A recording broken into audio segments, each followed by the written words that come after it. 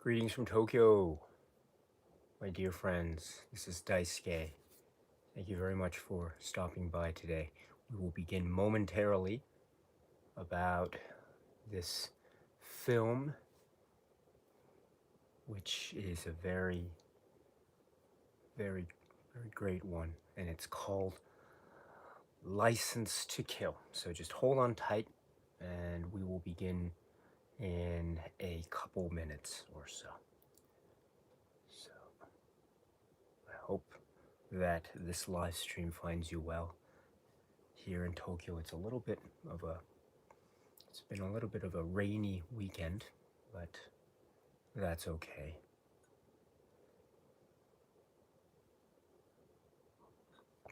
So let's begin momentarily. Okay. Let's see. And so far, yes, Mike is here. Hello. Chiggers is here. Hello. And Dinobot Kiryu is here. Hello. And yes, Zyrother is here. Damien is here. I was 9 when License to Kill came out, and the only way to watch new 007 films was to hire from video store. I do like this film, but The Living Daylights is my Skyfall of 1980s more later. Probably, yes, I was born in 79, so that would have made me around, 10 years old when this film was originally released. So, you know, but I was able to see it in the theater. And I think I was in the UK at the time, but I seem to recall that we were in the States, in the United States, for a trip or something, or visiting. I forget the exact details, but it was in a theater in the US. That's what I remember. And so I was able to watch it. I think it was PG-13. And so I was able to go with my parents. I think it was either both my parents or it was just my mom. I forget exactly, but I went with one or both, and so it was a theater experience, if I remember correctly.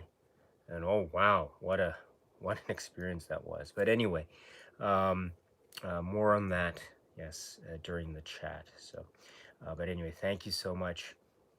It's nice to see you all. Erwin is here. Hello. Kubrick Glover is here. Hello. The Movie Geek is here. Hello. Seth is here. Hello. Yes, Zyrother says a very angry shaken. Yes. Yes, I cannot guarantee any good Timothy Dalton impersonation, but I'll do my best. I've tried. I help people with problems. Problem eliminator. So I'll do my best, but I can't guarantee anything. So anyway, oh, Henok is here. Hello. It's nice to see you.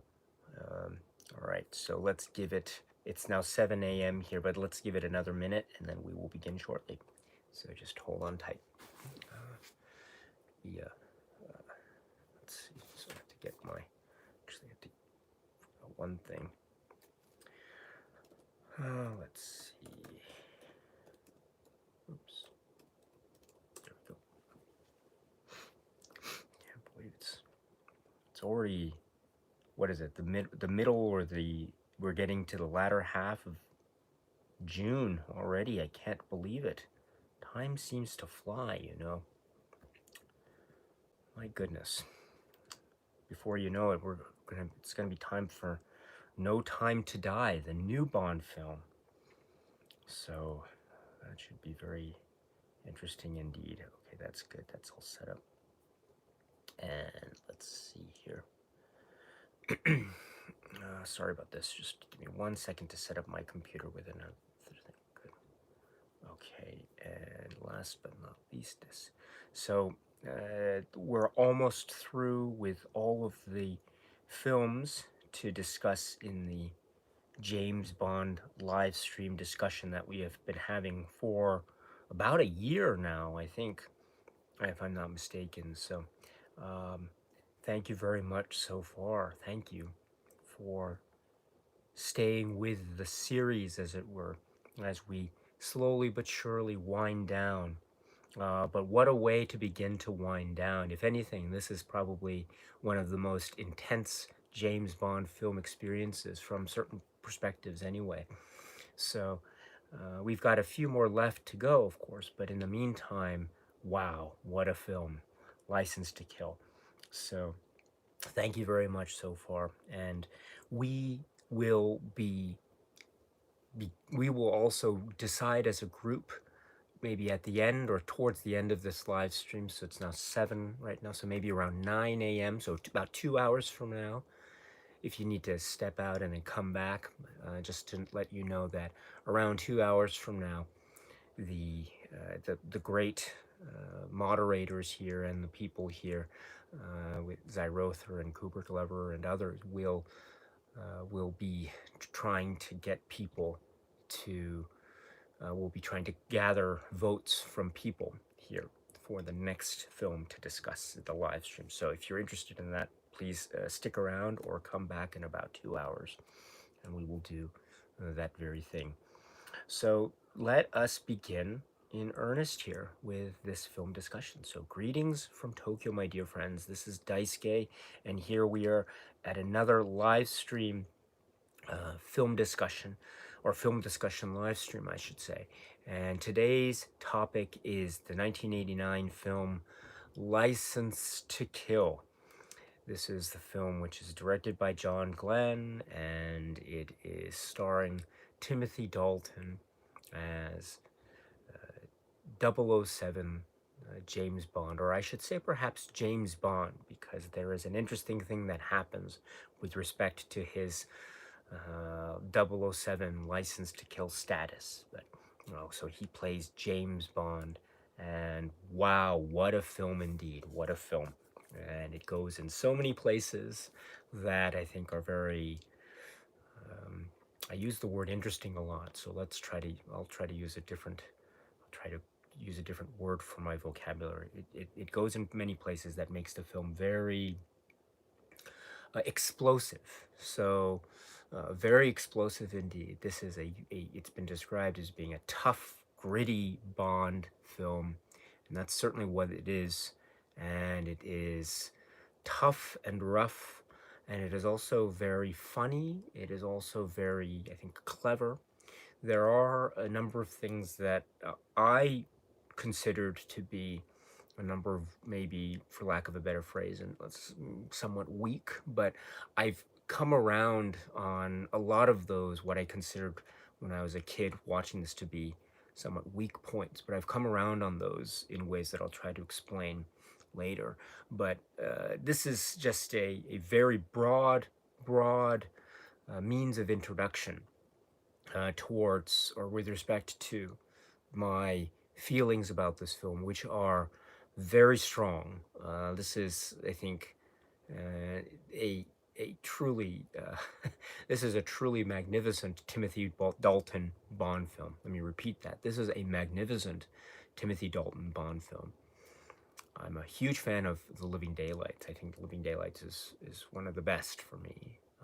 License to Kill is in many ways the the essence, if you will, of, I think, the Timothy Dalton experience. And so I think it is a very important film in that context, and indeed in many other contexts, which, as I say, I'll try to explain as we go along. And of course, I look forward to hearing your great comments and commentary and opinions and insights, my dear friends, because from my vantage point, that is one of the strongest reasons, or perhaps it is the strongest reason for me to keep on doing these live streams, is because I get to hear from you, my dear friends, about the films that we are talking about. Speaking of which, my friends, so let's explain, just in case, the preliminary points, how this works before we go into the discussion in earnest. So the live chat function is open for you to talk about the film and to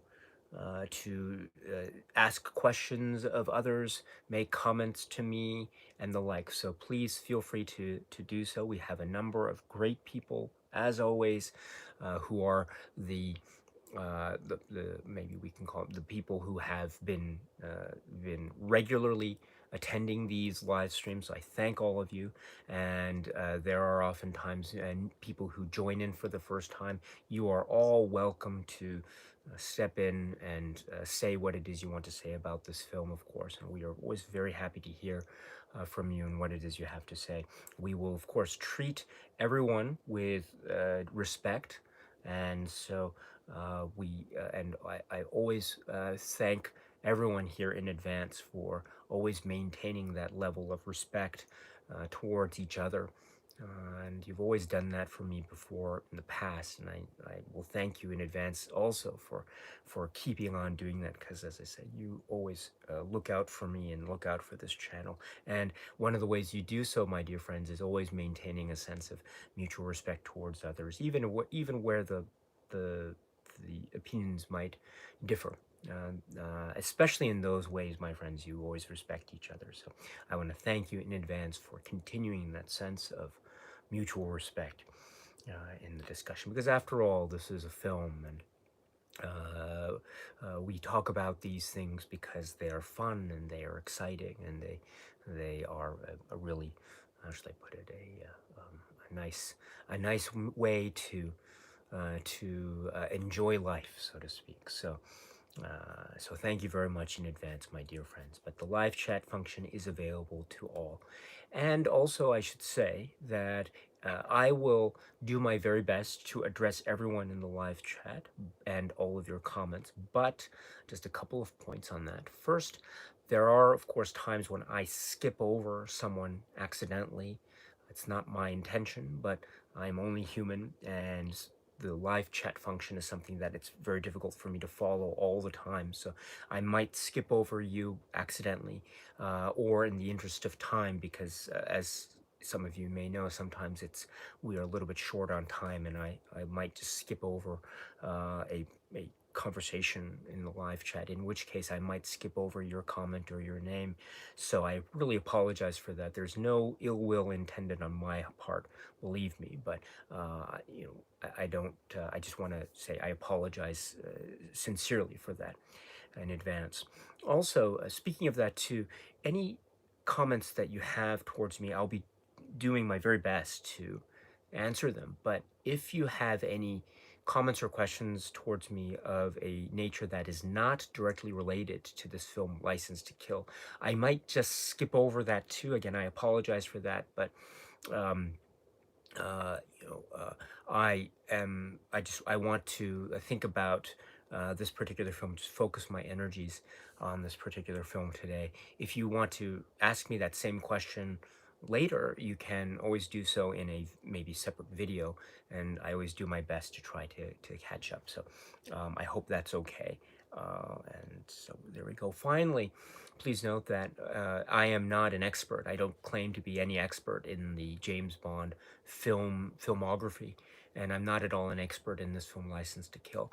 I only know this film based on what I've seen as a fan, watching this film growing up from the theater days, and then in home video, and then DVD, and then Blu-ray. So including the intricacies with the theatrical cut in the U.S., and then the slightly longer cut with the little bits of extended scenes there, and we'll talk about that as well.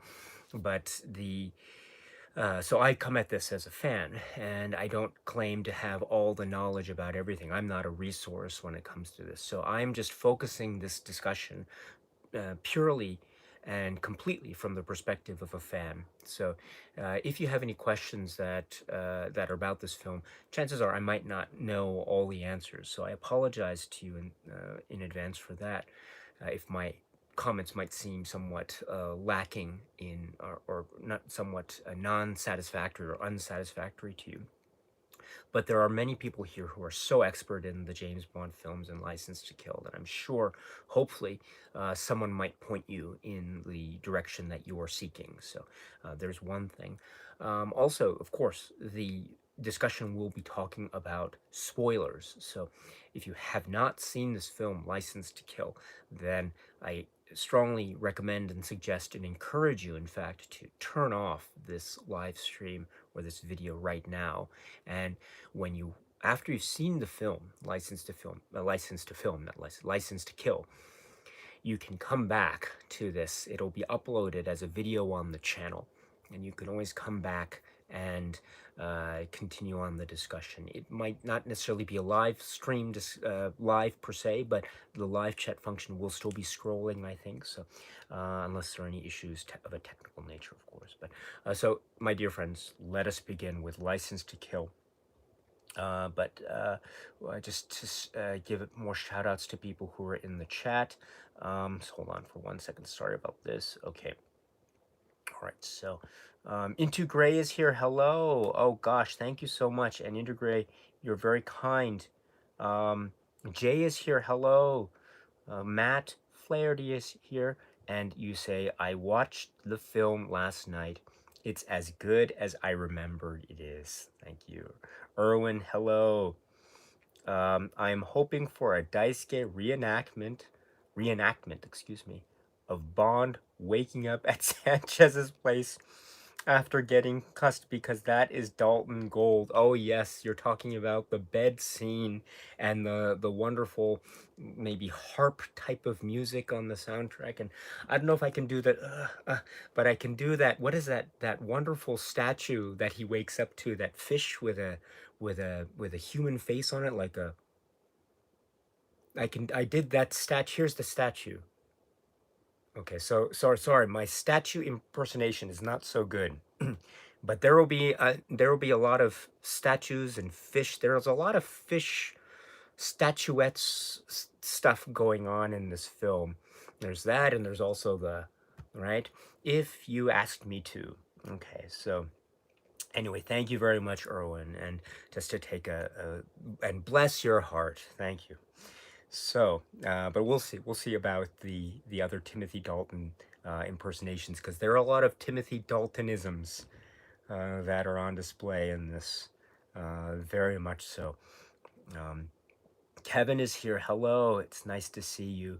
And you say, over time, this film has grown on me. I love how serious and dark Dalton goes in this film, especially the scene where he throws the briefcase at the guy. Here, you keep it. Yes, yes, the 2 million. He throws it to Killifer. Yes, to Killifer. My goodness. Talk about if right. Just a little bit of inside information. There will be sometime later in this year. There will be it's probably going to be a video discussion series on each of the episodes of the series Twin Peaks. Mark Frost, David Lynch, and so anyone who knows Twin Peaks world, you'll know Everett McGill as Ed, another Ed. And this time his name is Killifer. Killifer. Anyone who has the word, that's amazing. Killifer. What a name. What a name. He was able to question Sanchez and leave the questioning just in time to go to Felix Leiter's wedding reception with a cigar and just say, I'm stopping by to take him to Quantico, and then go back and then take him to Quantico, only to then do what he does with the truck and going into the water and everything like that. And then get changing suits. So it's interesting. He wears a dark suit when he's quote unquote a good guy, and then when he turns, he becomes a bad guy by wearing a sort of a whitish or maybe light blue suit, I think. And then he goes back to wearing a dark suit again when he has to escape. But then, as the comment was suggesting, Kevin was suggesting, yes, this is the scene where he throws the briefcase. So, oh, what a waste of money. Yes, Sharky, yes. And that look on Dalton's face. I can't, again, okay, here's one of the, okay, here's Dalton during that scene. Okay, again, I'm really bad at this, so, okay. You earned it. You keep it, old buddy, and then the shark. Okay, so and then it's damn fool, idealistic crusader is here. Yes, um, looks like it's a farewell to arms. I don't have a lot of cats here, but if I had cats, that would probably enhance the the quote even further, as you know. Yes. I like how also he says, it looks like it's a farewell to arms, and he kicks the guy who's next to M. He almost kicked M too. I was shocked by that. And then also another shocking thing about that scene too is after Bond makes his tumble twirl escape, which is quite magnificent by the way, in the brush or in with the bushes there on the Hemingway estate, and they're shooting. So there's a guard on some kind of high tower there with a rifle that is obviously shooting, and it's not silenced. There's gunfire. And then when the guard pulls a gun, who's next to M, pulls a gun, and M says, no, there are too many people. That's pretty shocking for a number of reasons. First of all, it's shocking because you weren't complaining about the other guns that were being fired or at the same time or just a couple seconds ago. So why are you complaining about this? But also, it's really shocking because of the reason that he states. Now, I think he's probably doing a little bit of double speak here, but he says out loud, there are too many people. That's the reason that M gives in order for him to have the guard not shoot at Bond. That suggests, in terms of the words, of course, that suggests that M doesn't care about Bond's life as much as he cares about not being seen in terms of this use of force. And so that then suggests that he cares about it's queen and country over the life of this particular man. And if that's the case, that's pretty shocking. Or by virtue of the fact that he says, God help you, commander, to end that particular scene. That line before to the guard might have been just a word of reasoning to give to him, but in fact, deep down, maybe M feels a strong sense of loss and sadness, and in fact, he does value the life of Bond quite highly. It's just that's what he uses as an excuse. In any event, that is, I think, a really subtle and yet very, very pointed example of how strongly this film works in terms of it. Even the single line delivery, I think, can speak volumes in one way or the other, or in a possible multitude of ways. So that's a yes, and he says, oh, I owe it to Leiter. He's put his life on the line for me many times. Like, I always think, how many times has Leiter really put his life on the line for Bond? Really, I was thinking about, right, he didn't really go out of his way to save Bond's life in Dr. No, right? I guess, but he says that he did, and they got awful lot of they got awfully close to him in Jamaica, didn't they, as he says in Goldfinger. I suppose he went a long way in Goldfinger because he kind of maybe he kind of came close to getting killed, but um, it wasn't necessarily to save Bond in that way. And of course, it was part of the plot to try to stop the villain from carrying out his plan. And then Thunderball, and I guess he's kind of saved his life in Diamonds Are Forever, I suppose, by allowing Peter Franks to go through the airport. Of course, alimentary Dr. Leiter. And so, but I'm always thinking back to all the times where we had Felix Leiter involved in the adventures, and I can't really think of any place where. Oh, okay, well maybe it was The Living Daylights, the most recent one, where Felix Leiter is surveilling the compound, Brad Whitaker's compound, and before he's like, and Bond's like beep beep beep beep beep, beep, and then okay beep beep go, and then boom, and then there's the John Glenn pigeon or something, and then okay, and then you're going off. So he helped Bond detect that one guard, I suppose. And Timothy Dalton does. It's not a punch. It's like a super extendo punch. It's great stuff. But so, but I wonder how many times he's put his life on the line, and that's another thing too, which is the motivation for Bond in this film is very, I think, a very nuanced, and I think on one level, it is definitely about a revenge story about getting back at someone who essentially attacked his friend in a really violent and gruesome way, and that being Felix Leiter and his wife Della. So that's one level of the vengeance plot.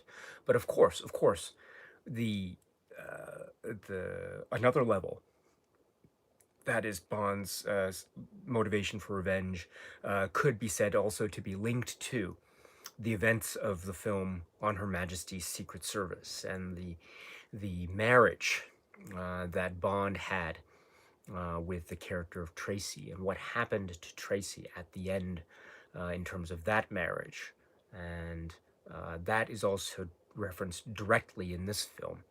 And so one can begin, or one can see the possibility that indeed his motivation for revenge is also sourced quite deeply in what could be said to be a type of trauma or a real emotional distress or turmoil or tragedy that also could be said throughout the film series to have gone pretty much maybe unfulfilled in terms of the specific vengeance quality factor of the resolution of that particular storyline. It went pretty much unresolved, arguably speaking. There is a little bit of a resolution, kind of, in the film Diamonds Are Forever. But for those of you who've been on the live stream discussions with me, I think you know what I mean in that while Diamonds Are Forever is the next film, and there is some degree of continuity, kind of, between On Her Majesty's and Diamonds Are Forever, there isn't that direct sense of a sequel type of thing with that film.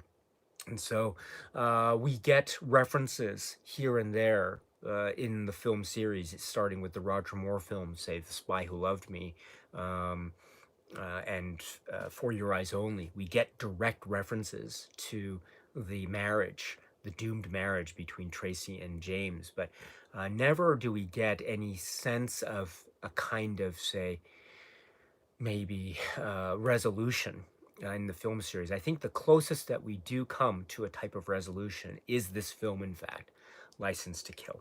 And so that is why I think, or one of the reasons why I think this is really a significant film in the series, as well as being a truly tough as nails depiction. And also, I mean this in a really complimentary way. This is a through and through. This is a B movie. This is an '80s B movie, and I think it operates so well in that '80s B movie realm, that '80s B movie action type of thing, with a little bit of sitcom cinema grammar to boot. And the situations, I think, are very much, they could also be said to be somewhat cheesily set up.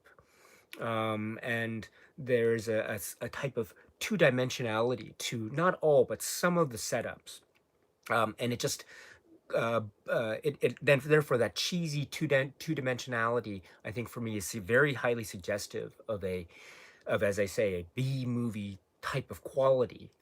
It is an A movie film in the sense of its budget and its release and its marketing, etc. Although I do understand that the budget came a little bit under what was at the time the more higher customary budget for films like this in the with the James Bond film series. But even so, in terms of its marketing, it was a type of A movie film, a summer blockbuster film, or that sort of thing, or was it meant to be?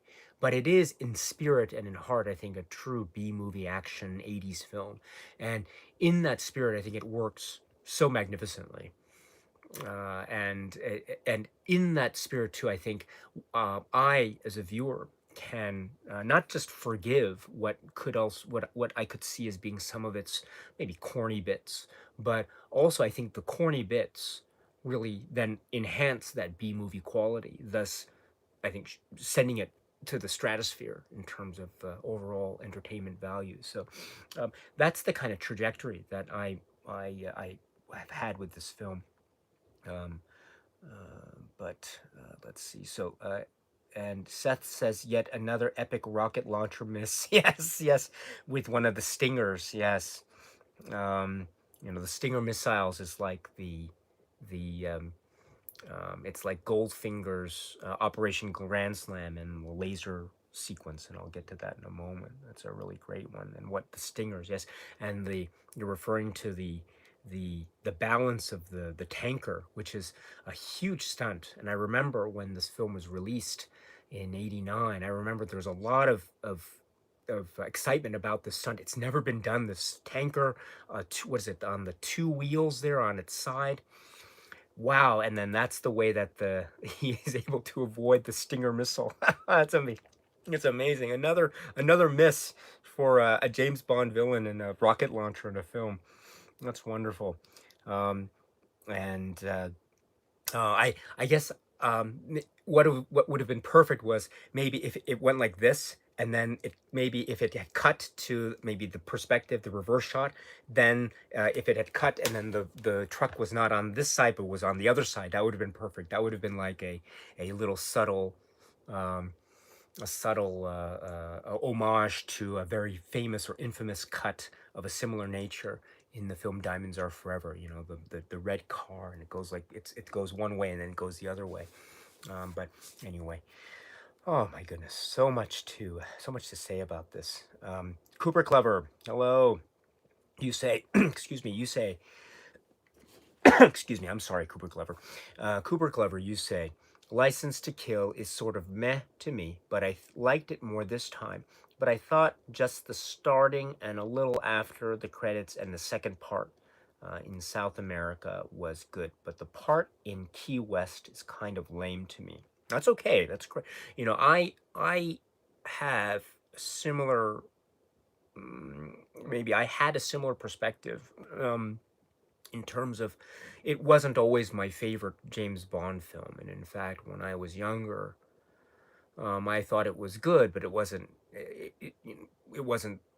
I didn't think it was great at the time. And whenever people would say, oh, this is the greatest Bond film, I would always think to myself, I wonder why that is. And I always tried to think about that because I watched it, and maybe it was to do with the fact that this wasn't a John Barry score, it was a Michael Kamen score, and so it didn't feel like a traditional Bond film in that sense, and the plot was a little bit different, and it felt, as I say, it had these cheesy, corny, maybe B movie, sitcom-y like elements to it, but I didn't quite sync with at the time. But then over time, I really just became super volcanic, explosive, and so it.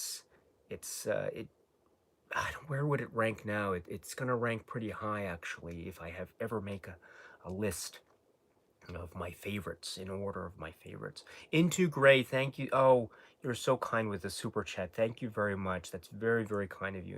Into Gray. I hope you're well, my friend. Um, let's see. So let's just continue on. And so those were some of my maybe uh, not so well organized introductory comments on the film. But let me just add one more thing, and then I will go into some of the specific categories of discussion, as it were.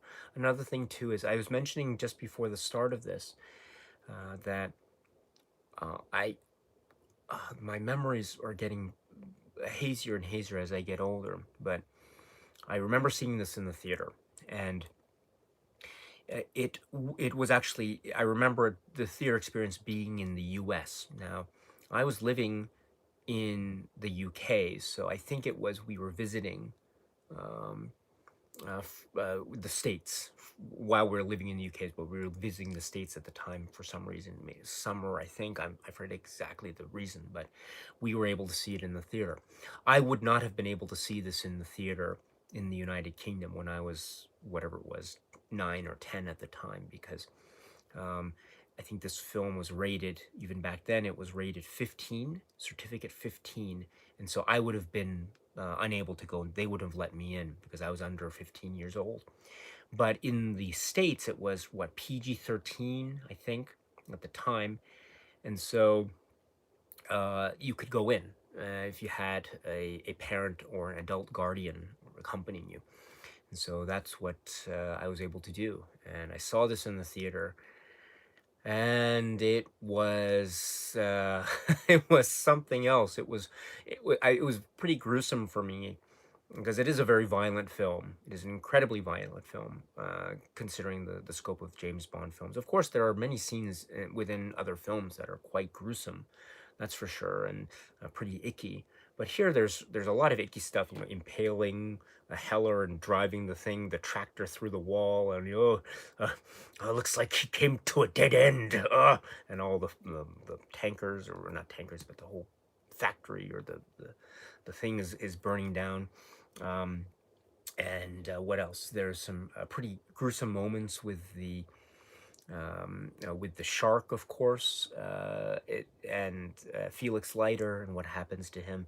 You know, today is the first day of the rest of your life. Oh, that's so cruel. And then that little thing that Sanchez does at the end, he's like, uh, and then we see Dario, of course, right, talking about what happened to Della. He goes, "Oh, don't worry, we gave her a nice honeymoon." Right? Yeah, and Dario setting himself up to be a really nasty, creepy character. Although he's physically not so strong. I mean, he's able to be overcome with maybe a punch or two, and just a simple flick of the boot, and he's down into the little whatever that little what is it, the Indiana Jones type of grinder, or the crusher for the blocks of drugs. And so there's some violent bits there, and this brings me to the maybe U.S. theatrical cut, which is the version that I was always used to, starting from watching it in the theater. So you get a little bit of the sense of what happens to poor Dario at the end. Ah, Sanchez, ah, and he has his last words, I think, are Sanchez. So that's almost like it's an indication of how dedicated he is to his boss, Sanchez. But um, and Santa, and then I didn't realize until I caught up with the extended version. You know, when I say extended, I mean it's the version that is not the U.S. theatrical cut, because the theatrical cut has bits of the violence trimmed down, and so you don't get, and then so when you get the slightly, with those little bits inserted back into the film, this slightly longer version, or the non-cut for film, as it were. Some of these violent scenes are extended by a few frames or a few seconds or so. For example, the scene with Dario. So you can see a little bit of a little bit of extra, um, what's the phrase? You can see a little bit of extra hamburger, I think, hamburger hitting the lens there. So there's a little bit of that, which is when I saw that for the first time, I was like, oh, that's a little bit of something I had never noticed before, a little bit of Dario hamburger. And then there's the other one with Felix Leiter, and he gets, essentially, his leg gets bitten off by a shark. And in the theatrical cut that I was always used to, you just get his scream and oh, and the shark, oh, it's pretty gruesome. And you even see Killifer being like, oh, he can't stand it.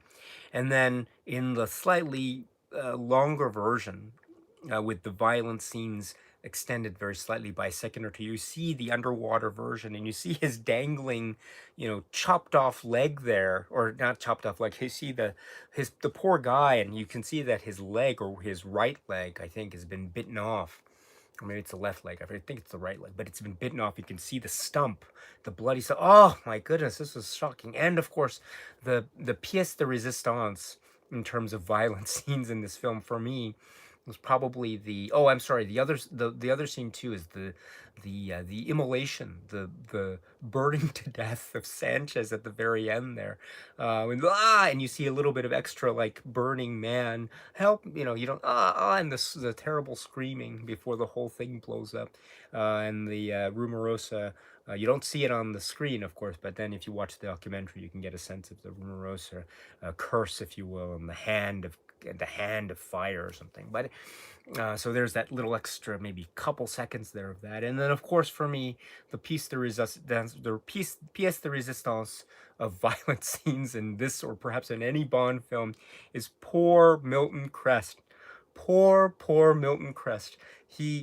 he was there, and he's just doing his best, and he didn't steal the money, but Bond is doing a one over on him and on everyone. He's tricking everyone, because that's part of his plan. But of course, Milton Crest had something to do quite directly with what happened to Felix Leiter, and thus what happened to Della.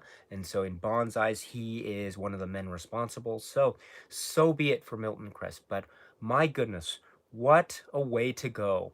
And it was the air pressure chamber and the money and right, you know what I'm talking about. It's this thing where he turns up, I guess he turns up the pressure to this incredible dangerous level, and then he lets it go. It releases it immediately with the breaking of the tube, and the pressure being released. Thus the body pressure from inside, which has up to now been trying to compensate with the external pressure, is overcompensating, and thus causes his whole head to explode.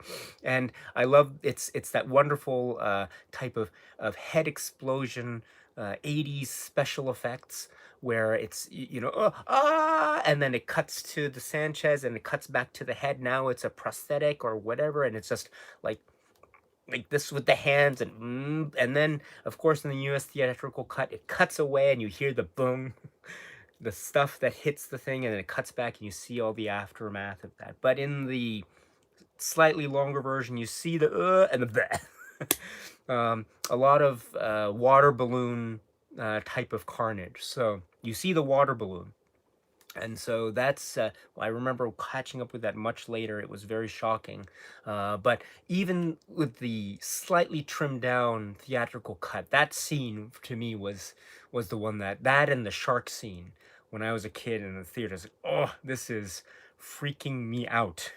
And it just made it, I think, that edgier and that scarier.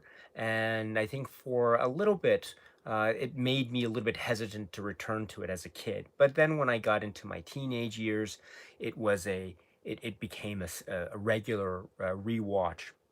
And then over time, I think I began to really enjoy it even more and even more and even more. I should say also one thing too, in the theater experience, people say that this film is deadly serious. It's cold, it's everything like that, but I must say the theater just erupted in applause and in laughter when Bond breaks into the hotel room and he sees Q, and it cuts, and Q falls down, he falls down into the floor on the chair, and it cuts back to Q. He says, "Oh, really, 007?" And the theater just erupted. It was like, oh, it was so great. And I still remember that, and the line he says, "Q, I might have killed you." You couldn't hear it because the theater was just so loud. It was wonderful. Ah, what a wonderful experience. And then Bond, of course, does the thing, that very famous um, trailer shot where he turns and he does the thing with the he's not just pointing the gun. He's like, oh, that, you know. And when Pam comes in, Carrie Lowell, and we'll speak about Carrie Lowell's character, but here she is, and then I love the line. Um, what is it? Uh, what is it? Pam, this is Q, my uncle. Q, this is Miss Kennedy, my cousin. Ah, we must be related. That's great. And then at the very end, after the whole gadget thing, and this solidification, or the reconfirmation of the Bond Q relationship. This is, I think, so heartwarming and so touching, the Bond Q relationship here and then throughout the rest of the film. Q so wants to help Bond. He wants to help him, and he says, look, if it hadn't been for Q Branch, you'd have been dead long ago. And that's true, right? All the way back from Russia with Love. If it weren't for that briefcase, right, where would Bond be now? Or if it weren't for that 4-minute deep breather in Thunderball, right, he would probably still be somewhere in Nassau. I don't know. Or if it weren't for that. Well, I guess I was going to say the cigarettes in You Only Live Twice, but those are actually Tiger Tanaka's thing, weren't they? But um, oh gosh, there are so many others, right? So if it weren't for all the technical gadgetry of Q Branch, then right, I think Q is right. So here he is, helping or trying to save the day yet again, and he does so. And I love that moment too, where Bond is saying, Q, go home. You make a heck of a field operative. Ah, just warms my heart, right? Warms my heart. Thank you, Q. Or again, to borrow a line from Professor Joe Butcher, Q, bless your heart. Bless your heart, Q. So anyway, so that's just the my very very bloated opening introductory comments, or Milton Crest bloated opening comments. So let me now go to the chat, and then we will continue on. Henoch says, oh, sorry, Irwin says, I like the Key West stuff, especially the scenes with Sharky, and what an amazing gun barrel opening. Yes, that is amazing. I think it's the music, the Michael Kamen music. It's not John Barry. So for the longest time, I felt that that was a weakness of the film, the fact that this wasn't a John Barry score. And I say this too because I am a huge fan of The Living Daylights, and I think that The Living Daylights could be for me, oh gosh, is it my favorite Bond film? I'm not sure, but it's up there. It's up there. It's definitely, on a given day, it could be number one, or it's definitely in the top three. I love The Living Daylights, and one of the things I love about The Living Daylights is the score, the John Barry score. And so when I get to License to Kill, for the longest time, I was really, I'll say I was a bit disappointed by the score. But this is another thing that I have over time come around on. So now I think it is a brilliant score. And one of the reasons, or one example, as Irwin was pointing out, is the opening gun barrel, which is, it's this, it's the it's not the da da da da da, it's the da da da da da da. So even in the music's angry, just like Timothy Dalton's anger. So this is the musical expression of the angry Timothy Dalton, make a sound and you're dead. Just dun, dun, dun, dun, dun, dun, dun, dun, dun, dun. Brilliant stuff. And the James Bond theme itself is used somewhat sparingly, but when it's used really great. Like, I love the chaotic nature of its use, similar to the real rage intensity of its expression in the gun barrel. So another great one is when he's underwater and the drugs are on the Sentinel. And this is where I think the exchange somewhat, I don't quite understand the reasons why this exchange has to be made in this way, and whose money, and I don't quite, I think I know, but it's not quite clear to me. But I'm talking about the scene in Key West where the wave crest is there, and then the plane is coming with the drugs, and then the wave crest is supposed to go there. No, I'm sorry. Yeah, the wave crest is supposed to deliver the money underwater with the Sentinel, and it's supposed to take the drugs in to the wave crest. And en route back from the plane underwater to the wave crest, of course, Bond is now underwater, having already killed Clive. Clive, who, and in revenge for the death of Sharky, Clive, and it wasn't just a shot with that little bolt. It was a shot and then like a bolt of electricity. Did you notice that? The little psh, and then he falls over. Clive, but man, you don't mess with Bond, right? Don't mess with any of Bond's friends. So anyway, now Bond is underwater and he's catching on to the plot, and he sees the drugs on the Sentinel, and you see him just going to work with the knife and just stabbing, the drugs, and it's all like white powdery, like creamy water, and it's, you see, and then he sees the camera and just goes, ah! And you hear the music, the great Michael Kamen music, da, da, da, da, da, and it's just chaotic. Oh, this is so great. And then of course it's capped off by the great way in which he evades all the people. It's almost like a George Romero film underwater with the zombies attacking Bond. All the people are like, oh no, what is he gonna do? And they're just piling on him, and he just shoots the thing, and then he's able to catch on to the plane again, which is great. And he does that little jet ski without skis there, and he catches onto the plane, and he does the thing, and he throws one of the guys out, and he kicks the other guy, and then he throws the other guy, and he's still alive, I think, but the second guy, the guy with the brownish coffee colored coat, but what is it? But when the music kicks in there, it's like dun dun dun dun. Dun. Oh, that's so cool. And then the shot on poor Milton Crest's face, I did dun, dun, dun, dun, dun, dun, because you know that close up on Milton Crest's face. That's the close up of doom right there for poor Milton Crest. But oh my goodness, that's great. And then Bond is like happy, he's throwing the money away. There's a bit in that scene where I think a money bill hits his face and he's just, get out of my way. It reminds me too of a very similar film, or not a similar film. It's a film also released, I remember, in 1989 called Batman, directed by Tim Burton and starring, among others, Jack Nicholson and Michael Keaton. There's one scene in that film, Batman. I don't know if you know it, but it's the scene where it's a Prince song is going on the soundtrack, and it's called Trust. And then Jack Nicholson's playing this character called the Joker, and he's just dancing on this float as it's going through Gotham City, the name of the city, and it's at night, and it's meant to, and he's throwing money around, and there a bill, and he's wearing a hat, and a bill lands on the brim of his hat as the song ends, and dun trust dun dun dun, and he's saying to the people, who do you love? Me, I'm giving you free money. And where is the Batman? He's at home washing his tights. But anyway, the point is that the bill is still on the brim of his hat until the very end of that little speech that he gives at the end of the song.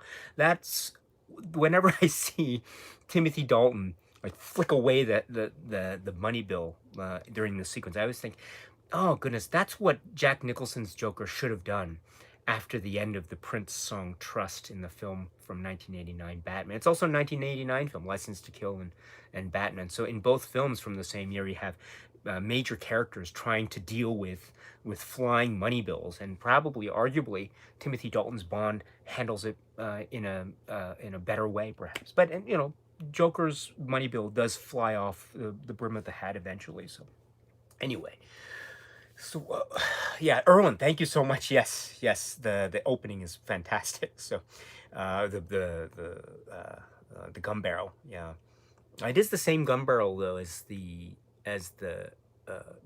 sequence itself is the same gun barrel as as Living Daylights, right? It's just the music is different. But all right.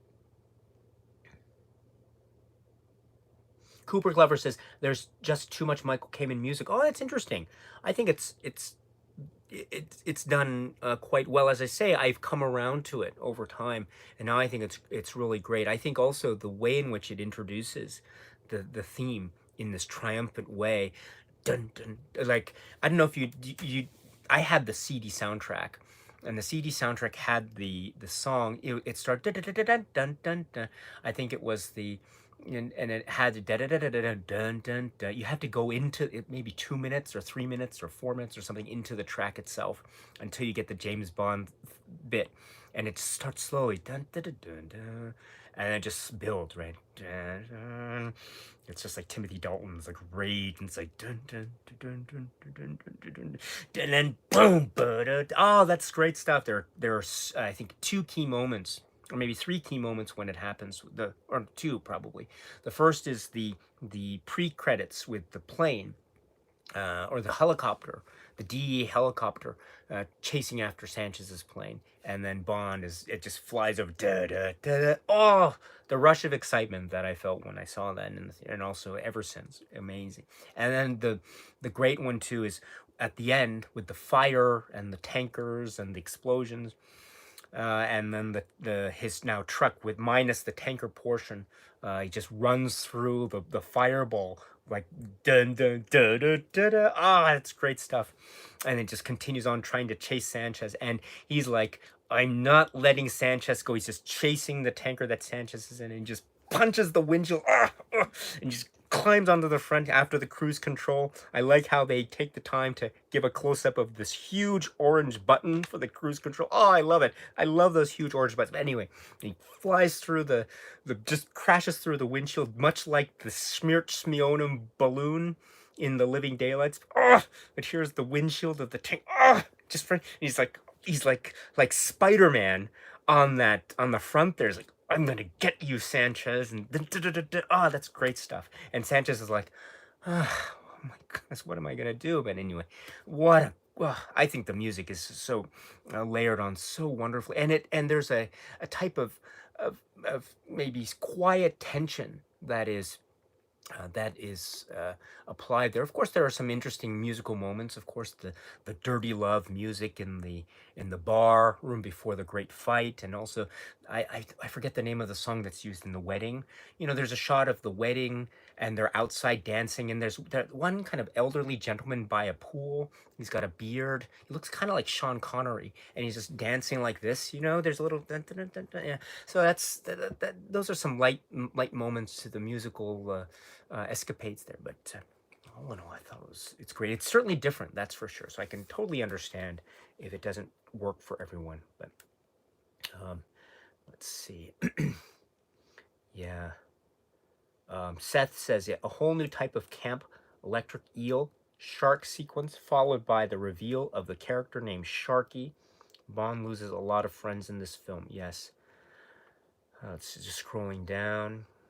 Um, Let's see. Damien says Key West Bridge was used a lot for action films after License to Kill, especially True Lies. Um,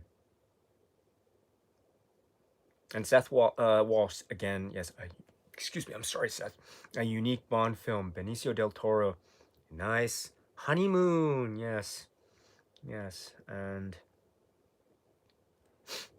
that's got a really quirky, creepy nature. There's when Pam Bouvier has the gun, the shotgun on him, I think it's in his lower areas under the table there. He's got that smell like I can't do Benicio del Toro, but it's just that's such a creepy look on his face. But my goodness, anyway, and what happens to him later? Just again.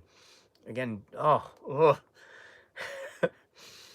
And I also forget Truman Lodge. Poor Truman Lodge, but he was really annoying at the very end there. Poor Truman, another $100 million ride. Oh, well done, son. And I guess it's time to start cutting over it. And Truman Lodge, I mean, he dies spectacularly. Talk about spectacular death. I mean, when he gets shot by Sandra, he doesn't get shot. He just flies back into another dimension almost. It's amazing. I'm glad though that they didn't kill off Professor Joe Butcher. I'm glad that he's still alive somewhere. He's still probably running away from the OMI Institute somewhere, just saying, "Oh, bless your heart" or something. Or maybe he's starting over. Um, yeah, maybe making another special soundproof meditation chamber somewhere for meditation. Yes. Let's see. Henok says, this is License to Kill. Wow, it's a great looking film, no doubt. The score keeps me pumping, but for me, the humor doesn't stack up. That's fair enough. There's probably relatively little humor of the kind that we might be used to, let's say, from other films. That's for sure. But as I say, I do point to the Q sequence in the middle of the film that got huge laughs. It was wow.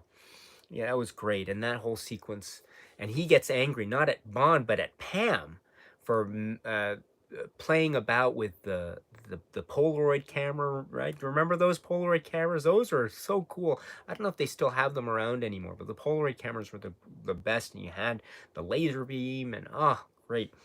And then the signature gun, and we get signature guns later in Bond's films, right? But here we get the signature gun. I think it's for the first time, and of course Fallon, Christopher Neame character, who is our man in Isthmus, he comes about later, and he says, this is the property of Her Majesty's government. Where did you get this? He's like the what is it? The smoking.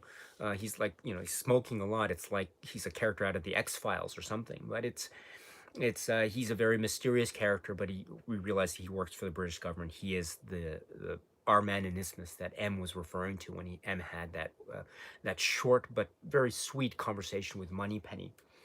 And Moneypenny is so obviously worried about James and all the spelling errors on the memo, and she's so desperate that she calls Q at Q branch and figures out, tries to get him to do something, and that's how Q comes to the rescue, so to speak.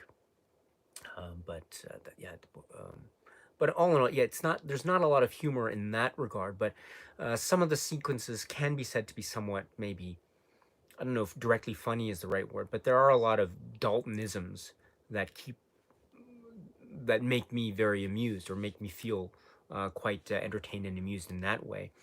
Um, so there's whenever Bond, whenever notice where when Timothy Dalton, whenever he primes his pistol in the beginning in the helicopter in the pre-credits and also in the elevator with Pam, and Pam gives him, after it's in her thigh, or the gun holder is on her thigh or inner leg area or something, and he gives her the gun, or she gives him the gun, excuse me. When he primes it, it's like that. He doesn't just prime it. He's just, I think he holds the gun up and he's like, he does the thing with his mouth. It's like,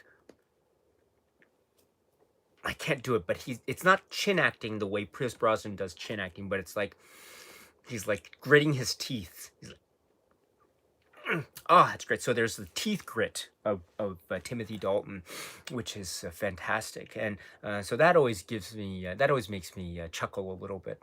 And also the Timothy Dalton hair, it's slicked back one minute and it's bowed down the other minute, and Erwin was talking about it. Erwin, our dear friend, was talking about it earlier about the scene where he's waking up, and Sanchez is, and his like hair's like, he's like, and you can see that face like, where am I?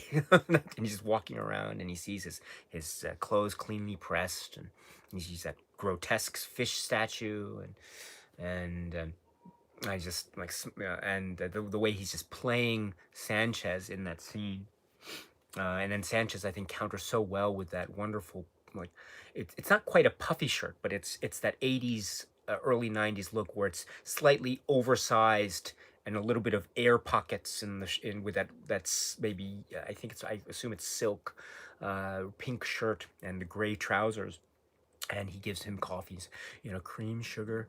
I like how Sanchez stops to ask him for it's cream or sugar, and he says, who would do such a thing? So Sanchez is essentially uh, uh, probing for information about who was it that was trying to assassinate Sanchez in his office by exploding the window there. He doesn't know, of course, it was Bond, but he thinks Bond is his ally. So an enemy of my enemy is my friend, and so he sees Bond tied up there. And so that gives him the cue that this guy Bond is probably on the level, at least on Sanchez's level. So he trusts him a little bit. But that's his downfall. And that's what leads to the destruction of the Enterprise and the whole operation. But there are some humorous bits. And as I say, the Spider-Man Bond at the end there, that also gets me. I love that moment. He just has no, you don't want to be a balloon in a Timothy Dalton Bond film, and you don't want to be a truck windshield in a Timothy Dalton Bond film, because if you're one of those, your days are numbered and just obliterated from existence. Timothy Dalton's Spider-Man pose, wonderful.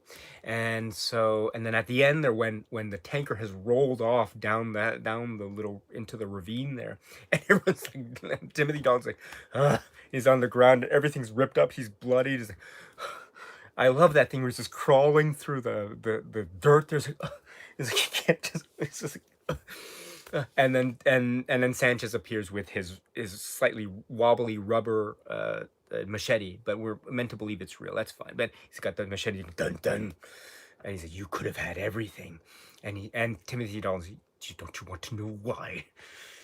Oh, that's great. And then, of course, Sanchez can't help it. He's got to know why. It's like Once Upon a Time in the West, the Sergio Leone film. They've got to know why. What's the plan? And then, so it's the same thing with Sanchez. You've got it. Why? Just give Bond enough time to show us the lighter, or to be specific, just to give Bond enough time to pull out the lighter, and then for the film to cut, quite interestingly, to the shot of Bond holding the lighter when it was first gifted to him by Della and Felix back in the wedding. So it's that same shot. So I guess because they didn't have a close-up of it, because you needed to see the inscription. And then boom, fire, boom. And then the last stroke of genius of that moment is after the whole thing has gone down, Bond is sitting on a rock, and he looks and he just, yeah, that's great. So I don't know what was I talking. So that breath is such a key moment. I think I was starting this conversation by talking about the humor, but now that I realize it, of course, the humorous moments, as I was indicating at the very start, they're not of the same say it's not the same type of humor that we had in say films leading up to this to say Living Daylights. I guarantee, or I accept that, and I agree with that. But it's a different type of proposition in terms of the Timothy Daltonisms and the little quirky stuff, Wayne Newton, and the whole like suddenly Heller's like, oh, I've got to get the stingers in order to capitalize on this deal that I got from the U.S. government, and then of course, this poor Heller just inexplicably just rammed through the wall there and just impaled not once but twice. I think he's got two things out of there, which is, I mean, just you take it. This is again the B movie quality, and I think that B movie cheesiness is part of the indirect root of the humor here. You know, when you watch a film like a B movie action film, there are a lot of things that you laugh with the film, and also laugh at the film. But laughing at the film is also, I think, a very healthy exercise. And so I see some of the humorous moments of this film coming from that B movie esque quality of License to Kill, and you can laugh at it as well. Oh, also, one of my favorite lines is, "This Kevlar is great." Ah, it's great. Pam Bouvier. Um, what a great one. So anyway, so sorry about that. Let's see. Um, okay, so Damn Fool says, it is truly remarkable how powerful the film turned out in spite of those handicaps, and it succeeds at being a rougher, off-the-track experiment with the Bond formula. That's a great way of putting it. Seth says, beautiful Pam, so many awesome lines. Ninjas, exploding heads. Don't you want to know the reason? Yes. Don't you want to know the reason why? And I love that. I love how the lighter, it's another Felix Leiter joke. And I think, please correct me if I'm wrong, but the only two Felix Leiter jokes in terms of lighter and Felix Leiter, the only two times that that joke has been made is, first we have this film, License to Kill, and then earlier it came in Live and Let Die, correct? In terms of the car cigarette lighter that is also a like a walkie-talkie, and then Roger Moore in Live and Let Die said, "Oh, it's a genuine Felix lighter." Oh, right. That's a lighter joke referring to Felix Leiter, and here we have, it's not really a joke, but it's a connection to a lighter, and in fact, it's the lighter that saves the day for Bond. So it's the connection between Leiter and Felix Leiter, and I think that connection happens only twice, if I'm not mistaken. So the first being Live and Let Die, and now License to Kill. And if that's the case, then isn't it interesting, of course, that both instances feature the Felix Leiter character being played, of course, by David Hedison. A great David Hedison Felix Leiter line in Live and Let Die. He's on the phone. You what? Right. So here he's got a lot. So you sure you've got the ring? I love how they give us this information where he's in the car. You probably think that he would have asked Bond if he has the ring prior to them getting into the car, but maybe that's an indication of how nervous he is, because after all, it is his wedding. So, excuse me. Anyway, all right. Drager is here. Hello, good morning, Daisuke. Hello, Drager. It's nice to see you. Damien continues, the cast for both Dalton films were all fantastic. One actor could have played the main villain is none other than Anthony Zerbe. Yes, his part was slightly limited, but deserved better. Yes. And what I love too is the connection. There's the company, Shout Factory, Scream Factory, and I think later this year they're planning to release the film directed by David Cronenberg, which is based on a novel written by Stephen King, and it's called The Dead Zone. And that there are a lot of Dead Zone James Bond connections. So there's the Anthony Zerbe character. There's also Christopher Walken. So as we know, Christopher Walken stars in the film The Dead Zone. He also was a villain in another James Bond film, which is called A View to a Kill. And also, I think there's the connection of the music too, right? Michael Kamen, if I'm not mistaken. But that's, I think, yeah,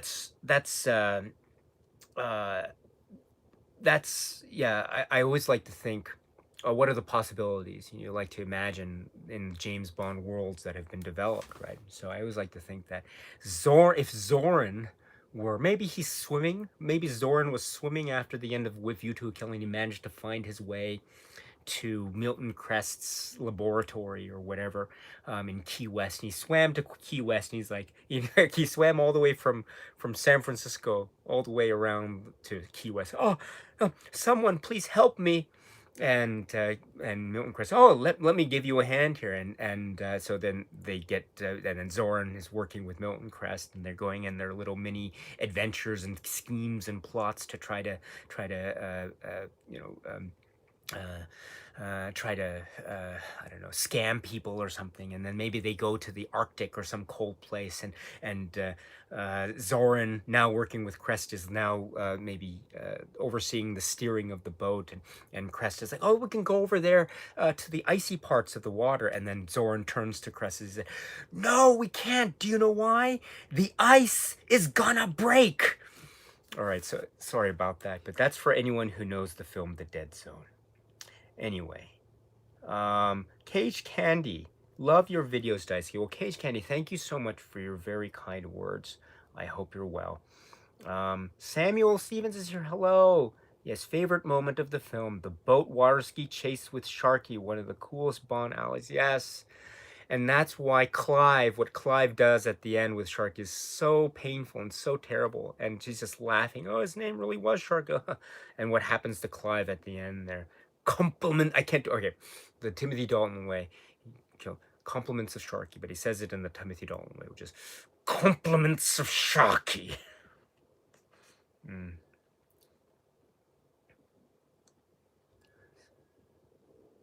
Drager says, you bring me a lot of joy in my current darkness that someone would call a life. Oh, Drager, thank you so much. You know, my dear friend, you are always, always, always welcome here. Anytime. Talk about movies, anything you want. You have any recommendations for movies, you let me know, and I'd be very happy to hear it.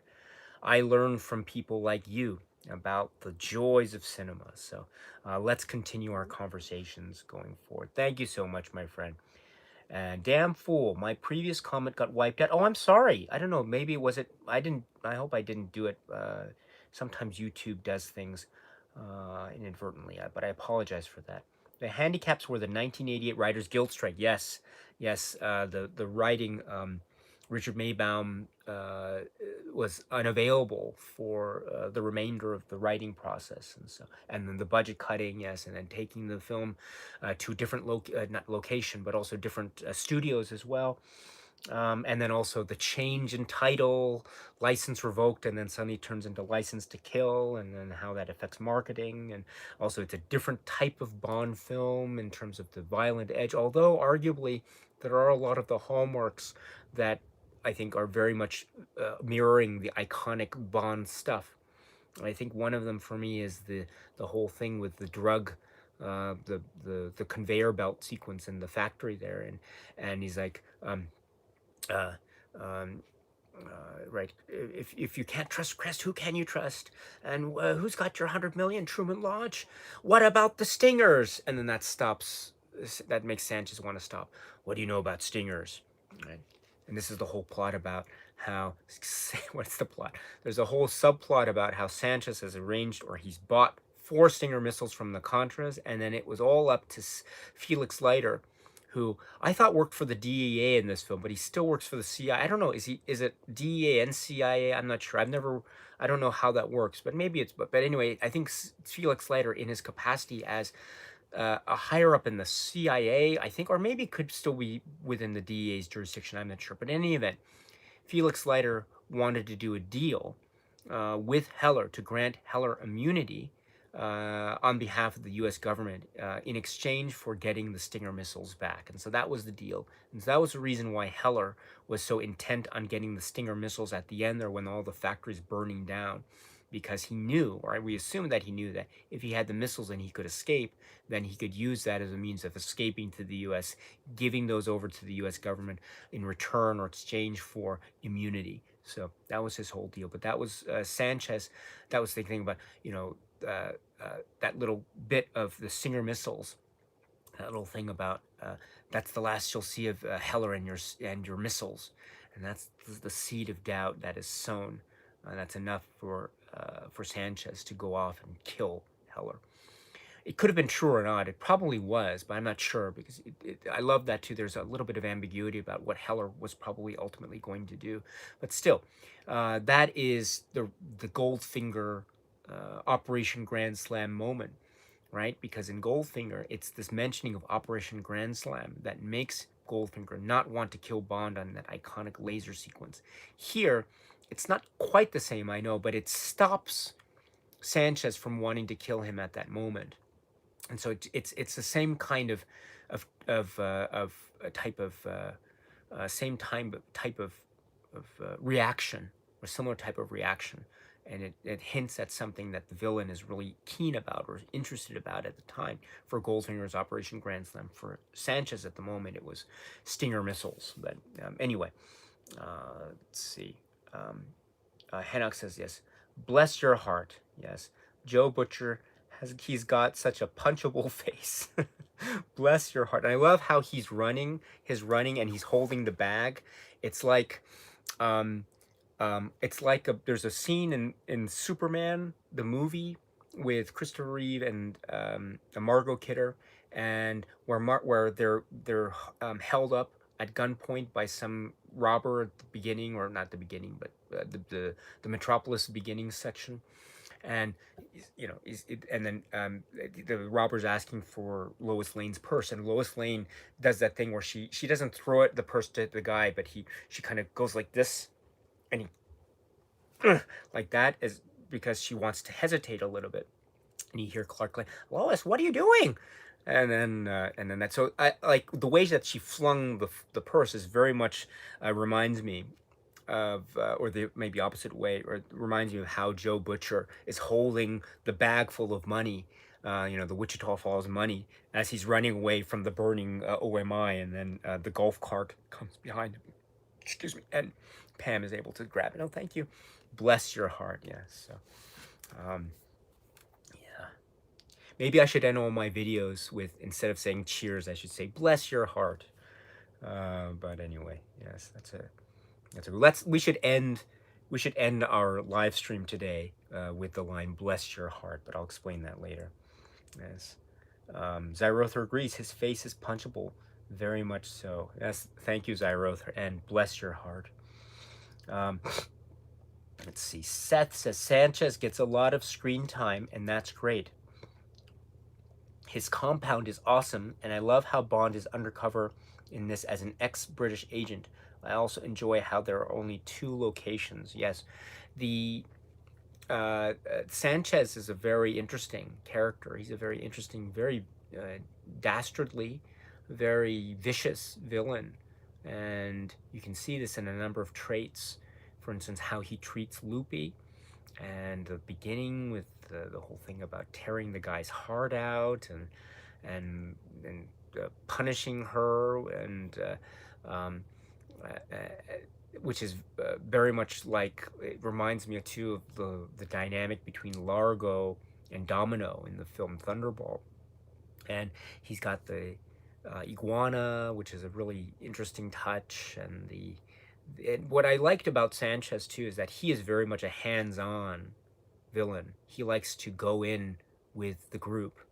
He's not designating, or he's not entrusting those duties to others. He's actually going there, right in the Bahamas at the beginning, to get Loopy and her lover, and then he's going there to the factory, and he's going there to the wave crest and seeing what the thing is, and he's actually the one getting his hands dirty, in a manner of speaking. So I like that. There are a lot of things about villains in Bond films who like to have their hench persons do all the work for them. But here with Sanchez, he likes to do a lot of the work himself. And also he is very, I think, charismatic. Very, very charismatic. He's dangerous and deadly, that's for sure, but he's also very charismatic. I like there's a little thing where he's watching Professor Joe Butcher on TV, and he says, "Oh, this guy cracks me up." And I love that. So just maybe a throwaway line, but he delivers it so well. And there's this coolness and charm about him that's also very dangerous and deadly. And also, he shows a very vulnerable side to him because the whole thrust of the plot revolves around how Bond is infiltrating the operations, gaining Sanchez's trust, only to have Sanchez essentially become so doubtful of each of the people in his operation one by one that you see his vulnerabilities, you see him thinking, you see the the little traps that that Bond is setting up, sometimes accidentally, sometimes on purpose, but all the same, Sanchez is falling into these traps, and you see the vulnerability coming through. And the thing that gets to me too is when Bond wakes up after he's found caught, with the Hong Kong narcotics, and also Fallon and everyone, and Heller with his tanks blow up the whole thing. And he's found the next day in this beautiful palatial room in Sanchez's house. And then when Sanchez greets him, he's just so happy and friendly. Here, come on, sit down, have some coffee. Hey, and he's just so charming and affable. And the same thing too after Sanchez comes back from the Wave Crest and blows up poor Milton Crest, right? The bloated Milton Crest. And he says the great line, and what are we going to do about the money? And he says, launder it. What a great line that is. And he comes back and he's so happy. He's like, look, Bond, look, I brought you something. You were right here. And he's so happy. It's almost like Vargas wanting to show the broken tag. Let's go back and tell Largo. So it's that similar type of thing. Let's go back and tell Bond this. And then Bond sows the seeds of doubt even further, or seeds of distrust, as Michael G. Wilson says in the documentary. And he says, it's only one. Well, no one will be fool enough to go after you on his own. And he's got the thing, and he's got his finger to his face. That's great stuff. So Sanchez, Robert Davi, what a great performance. And incidentally, I don't know about you, right? Anyone who's a fan of the film Die Hard, do you know the film Die Hard? And you see the appearance of Grandel Bush, right, and Robert Davi, and in fact they're in one scene together. I think when they're being questioned, and Killifer is there as well, and it's that not even one of your famous $1 million bribes is going to get you a two million, right? So you see the two of them together. So anyone who knows the film Die Hard, you know that this is a very powerful couple, a duo of characters, special agents Johnson and Johnson. No, the other one. And so it's nice to see them. And I think that film was released just prior to License to Kill. So interesting to see them together again. Of course, in very different character and plot settings. That's for sure. That film, incidentally, also had Hart Bochner in there as well, right? So anyone who knows the film Supergirl, you know what I'm talking about.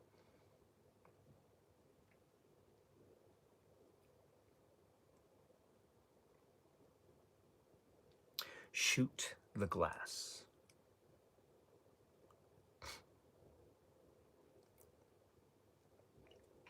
Just scrolling down. Sorry, I'm so late with the live chat, so I'm just kind of catch up here. Yes, Erwin says, I do know lots of folks are calling this a canon film, and although I love canon films, this has much more class. That's interesting. I think there's nothing. I actually think that that's a badge of honor, calling this a type of canon. I think I understand why, because the idea, it feels like, as I say, an 80s B-movie action film. I think that's the whole point. And actually, that's what makes this film work. I think that's what makes this film work. It feels rougher. It feels cornier. And that makes the entertainment values, I think, go through the roof. When I say corny, there are some pretty corny bits to this. And for example, the early scenes in Key West, for example, Killifer, why would he, after he's questioning Sanchez, he goes all the way to the wedding just to say hi and then go back? That feels very much like a sitcom situation where they're in the study, and Killifer just comes in. Oh, I'm just stopping by, old buddy, and just letting you know that I'm back, going to Quantico or something like that. So that's very much like it's like the Golden Girls. You know, the Golden Girls TV show. I love the Golden Girls TV show. Don't get me wrong, but the Golden Girls TV show sitcom was such a thing where whenever a character says goodbye in the Golden Girls and they're off, I'm gonna go off and I'm gonna fly to, out of Miami, and I'm gonna go to Los Angeles or something. So it's a really sad, tender moment.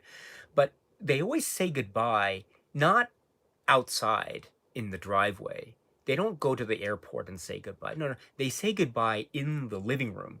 Goodbye, and then the person leaves, and that's it, and that's the end. So in real life, of course, probably they go outside, or probably they'd go to the airport and see them off or something. But in the Golden Girls, that I'm using that as an example, in the American sitcom type of way, oftentimes the room is the world. And so you get that feeling in some of the early scenes where the room is the world type of sitcom presentation. For example, the Killifer scene coming into the study, or all right, I don't have time. I've got to go back and talk to Sanchez or something, and then, or the scene in the hospital where it's, or like um, uh, uh, you've got, oh, it's not a chainsaw, I know a shark bite when I've seen one or something, and then suddenly the DA agent comes in and they're in the same room where poor Felix Leiter's there on life support or something, but they don't think to go to another room, so it's all in the same room. So it's the one room sitcom rule. And also there's a very sitcom-y scene later in the film where Loopy comes to the hotel and goes to Q and Pam. And, oh, I saw you at the casino with James. He says, I love James so much. And this is the opportunity for her to give to them the information that Bond is going to be taken to the OMI place, which is also the the heart of the drug making operation. And so that gives them the information needed to track them and then follow them, and then for Pam to chase them down by the airplane. I know, but that whole sequence with Lupe coming into the hotel, that also feels very much like a sitcom type of thing. And I think also the corniness is acknowledged in an interesting way, because you have the whole thing, I love James so much, and it's and then you've got Q and trying to think, oh, grow up, 007 type of thing, and you've got some profanity and the jealousy and the love triangle or something like that. So that's, I think, part of it. Does it work? Maybe for some it doesn't. And for me, I admit, for the longest time, those moments I think were very weak to me. They were very weak to me. But I've come around, because I can see how the B movie quality actually, again, in a maybe a type of reverse sort of way, the fact that it's B movie, I think, elevates it. It really does. It elevates it. It means that anything is possible, and you can have these corny, cheesy scenes, and they work so sublimely, because that's how these B movies operate. Like, the sky's the limit. And the same is true of this type of presentation of information. And it also provides, I think, an interesting opportunity. You can laugh with the film, or you can laugh at the film. And as I was saying earlier, it's not like I'm laughing at the film constantly, but there are some moments where I'm thinking, oh, this is really corny. I'm laughing at the film. But that's nothing, that's not a knock against the film. That is another means by which we as viewers can be entertained and laugh and smile and have a good time. And I mean, I've mentioned it before, but I'll say it again, which is, I mean, if ever there were a time that we all in the world needed an excuse to smile and have a good time with something, I think it's now, in 2020 and 2021, with all the stuff that's going on, right? You watch a film like License to Kill, oh, there's some gooey, hamburgery moments, and then there's some pretty kind of corny moments. But even those moments, the corny moments, I think, they make me laugh, or they make me like chuckle or something. And I think that's great. So there's a badge of honor quality in acknowledging that this is a canon film, or canon-like film. And canon films, I think, are great. They have their own charm and wit and class about them, I think. So anyway, so there we go. Damn fool. They were forced to move to Mexico and had to construct studio space. Yes, this, combined with the film processing not being done in the UK, led to the criticism of the film looking cheap, but it fits. Yes, and I think it works. It could sound like me making excuses, but it does work. It really does work. And as I say, it changes the game and makes it more of it. That cheap quality adds and enhances its strengths. I really believe this. Um, okay, sorry about this. Okay, now I've scrolled down. So sorry, the chat function is not working for me so well. So I'm just gonna skip. It skipped down to a different part here. Um, sorry about this. Let's see. Seth Wall says, I love how Timothy Dalton is almost always in the thick of things, but happens to get out. I use his resignation from MI6, for example. Yes, and also the bit where he's got the, I guess, flesh-eating maggots in his hand. You might have gotten, bon appetit. All right, sorry, I didn't say it in the Timothy Dalton way. I said bon appetit, and he's getting shot at, and the aquarium filled with fish. The tropical fish goes like breaks above him, and all this. So, yeah. Um, Cooper Clever says there's too much music in the Key West parts. In a lot of cases with films, movies shouldn't have wall-to-wall music instead of giving the music a breather.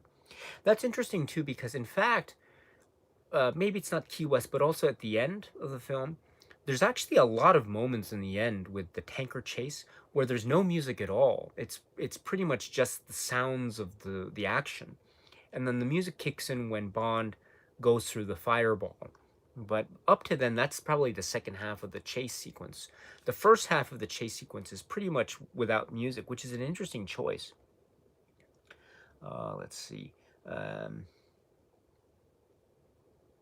Damfool says, License to Kill is the hardest score to find on the original vinyl release. It was done in limited quantities. Mastering is exceptional on CD and vinyl, and you don't really gain very much by having the vinyl. It's slightly better than CD, but only slightly. Rider Rated 18, greetings from Southwest London, Daisuke. Hello, Rider Rated, my dear friend. It's nice to see you. I was just speaking about Superman, the movie, a few moments ago. Scrolling down. Cooper Glover says, I did like the location of Sanchez's home. I don't know if Peter Lamont actually made the sets or dressed them more. All those sofas. Yes. Raymond Rodriguez is here. Hello. I remember seeing this in the theater. I had turned 20 in May, so me and my cousins went to see this for one of their birthdays, and I think he had turned 18.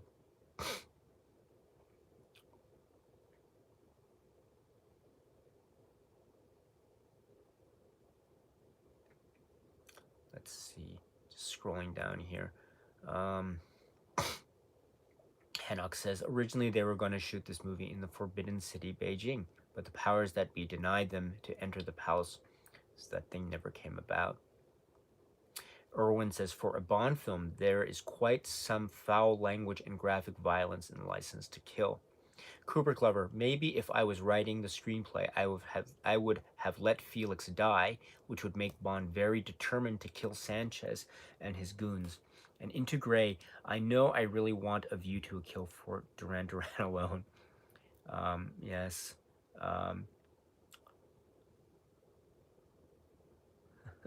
Rider Rated 18 is very bold for its time. I agree. Yes, Jamfools was mentioning earlier about the little trims to some of the violent scenes. You mentioned Heller's death, Loti's death, of course Crest, and Felix Leiter, also Dario. Yeah. Yeah, as I wrote, there's also the guy impaled by the forklift. That's Heller. Was extended by like a fourth of a second or something. Yeah.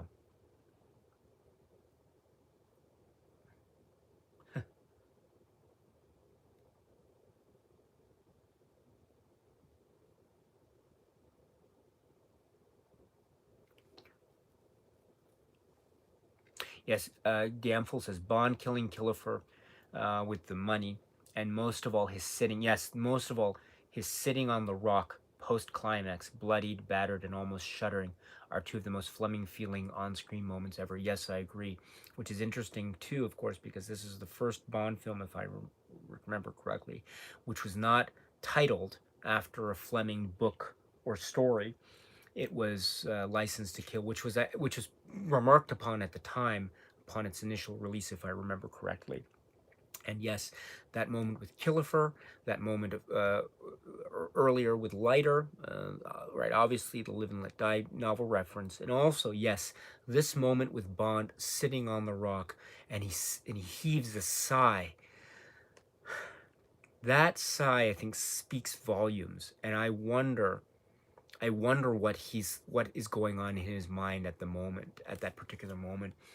There are some things about films that are so wonderful, which is you know that something is happening or the character is thinking something, but you can never be sure. Things are There are just some things when you watch a film, some things are just going to be hidden from you, and they're never going to be revealed directly, but you can always guess or you can always interpret what might happen.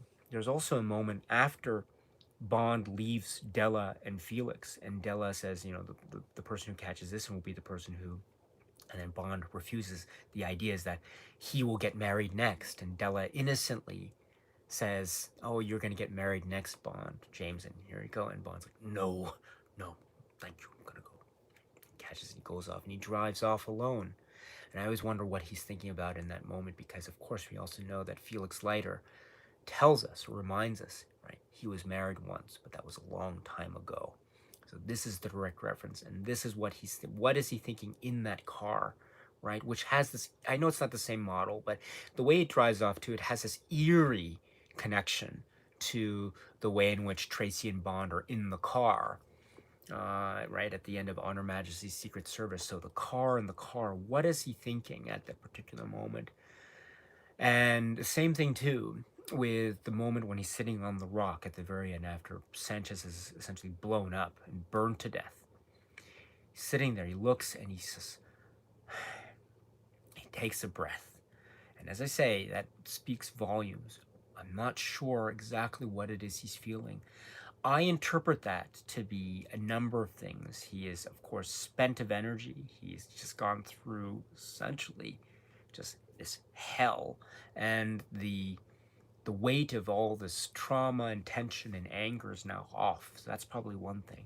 And also he's thinking about his dear friend Felix and the poor departed Della, and of course the sadness that that brings. And I'm sure part of his heart is also thinking about Tracy and what happened to her, and how what happened to Della and Felix is a very cruel reminder of what happened to Bond with respect to his marriage to Tracy. And so I'd like to interpret that particular moment as being so much inclusive, emotionally, including what is probably, at least in the Bond film universe, probably the most emotionally and profoundly traumatic moment in the cinematic Bond character's life, which is I would argue, which is his most traumatic moment, which is what happens to Tracy. And so that release, I think, speaks so much. And indeed, that sitting on the rock and that moment is, I think, the crucial moment that is the ultimate resolution to everything that was set up all the way back in the late 60s with Peter Hunt and On Her Majesty's Secret Service. All that tension is now released in that moment. And so it's a Fleming moment, yes. It's also the cinematic Bond moment of it's the bookend, I think, of On Her Majesty's, much more arguably than Diamonds Are Forever is. So and also, what I like too is a lot of stuff is made about how you have the film Casino Royale and Quantum of Solace, and Quantum of Solace is like the sequel to Casino Royale. In many ways, it's the resolution of all the emotional turmoil that happens in Casino Royale. I'm talking about the Daniel Craig films. Um, no one mentions this, but I truly believe that, in fact, you can make a really strong case for the fact that License to Kill is the spiritual sequel of On Her Majesty's Secret Service. Once again, License to Kill is the part 2 of the On Her Majesty's, which could be the part 1. So, in fact, you have the On Her Majesty's and License to Kill combo, and then later you have Casino Royale and Quantum of Solace combo. For me, the On Her Majesty's and License to Kill combo works better. I have a lot of positive things to say about that later combo, of course, but This here for me works so well, so well. So, and then yeah, damn fool. In fact, the sitting on the rock moment is for me one of the purest Bond moments ever. Yes. Hold on here. Let me just attach the battery power here. Excuse me. There we go. Yes, it's just Bond. It's Bond on a rock, and there's no dialogue. There's no pithy comeback, as 006 would say. There's and the music I think is very subtle and it's very somber and it's like one note and it's just Bond just there sitting and he's right he is at his most vulnerable, and this is the moment where he should be celebrating, right? In any other movie he would be celebrating or something because and Pam is there and just he's there by himself. Pam's not there yet. She's going to arrive a little bit later, but before she arrives he's there and just yes, this is the key moment. I agree. This is the key moment of the film. Um, Jay, always look forward to the Q branch scenes. They were brilliant. Yes. Erwin, everything for a man on Hollow. So this is in reference to the Q scene. Um, it's just scrolling down. Sorry here. Erwin says this is probably my favorite Q appearance together with Octopussy. Yes. Seth says thank you for mentioning the Bond and Q relationship. His words of reassurance to Pam about an agent using every means at his disposal. Yes, and she calls him out on that. Yeah. um, let's see, and scrolling down. Excuse me. Um, Damn Fool says I think Desmond Llewellyn has the best on-screen chemistry with Dalton, and his expanded role here is so charming. Yes, the moment where Dalton says, I hope you don't snore, Q. And you see in the background Q testing the mattresses. He's like, which is softer? Or which is, I don't know. That's a great moment, yes. We never got the answer, does Q snore or not? I don't know. But I love the line too, you make one heck of a field operative. Now go home, I'll see you back at London. And you see the sadness in Q. Q just wants to help, and I just want to be part. Bond, I want to play too. Can I? No, no, I want to work alone. Yeah. All right.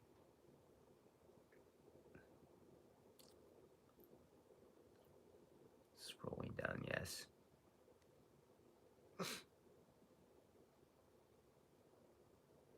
Yes. Ryder rated. You keep it, old buddy.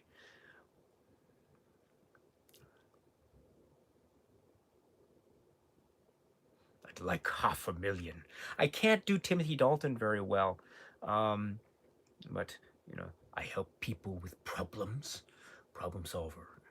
More like problem eliminator. Sorry, I'm really bad. I'm really bad. Sorry about this. Yes. Um, but I think for me, I don't know about you. I think for me, what's so tops. There's so many great Timothy Dalton moments, but uh, I like the one where it's the my favorite Timothy Dalton moments. In fact, are well, I guess I don't know. Maybe it's not a Bond film, but the Hot Fuzz. I don't want to spoil it, but it says, "Oh, this really hurts," right? Or or the what is it? His comments in the Everything or Nothing documentary. Bam, bam, bam. Great stuff. And of course, the classic line in the Living Daylights doc, or it's edited into the Living Daylights making of documentary. He's not a Superman. Oh, I love it. Oh, it's great. And look at that look. He's just, uh, you know, uh, you're bloody lucky to be alive. He's saying to Pam, but he's just he has a moment of calm, and then they have this intimate moment, Pam and Bond on the boat there, which is I think a very charming moment. Cool Kids Clips is here. Hello, my dear friend. It's nice to see you. Yes. Um. All right. Um. Okay, I'm sorry. I'm scrolling down. I'm so woefully behind. I've been criticized by others before on this, and I apologize. But I'm just scrolling down. So if I'm skipping over your comments, I apologize so much. Um, let's see. Oh, Erwin says there's this very strange moment that you hear the trumpet like cut and you get the slow motion shot. So out of touch with this. Oh, you're talking about the pre credits, the DEA agents and Lighter, and they're running, ba, ba, ba, ba, ba, ba. And actually, I like that shot too. The slow motion shot in the background. You see Bond kind of sitting on the helicopter. He's just sitting there, kind of maybe his legs in the air or something. It's a kind of cute Bond depiction. But anyway, let's see. Um,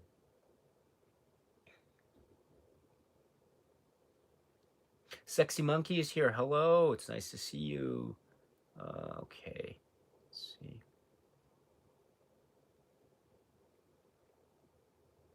Yeah, talking about the humor or perceived lack thereof. I think, and then Damful says the humor is there, but intrinsic to the story in every beat, which is following Dalton's lead, playing it the way Fleming wrote the character. The humor is less obviously played, but it's still there. I think one of the great examples of what Damful might be referring to is, for instance, the barroom brawl.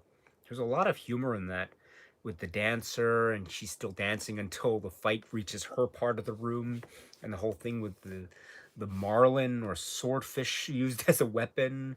And I like how when Pam blows the hole into the wall, everyone stops. And so there's a lot of humor embedded in that. Um, and there are no one-liners of the kind of Sean Connery or Roger Moore type.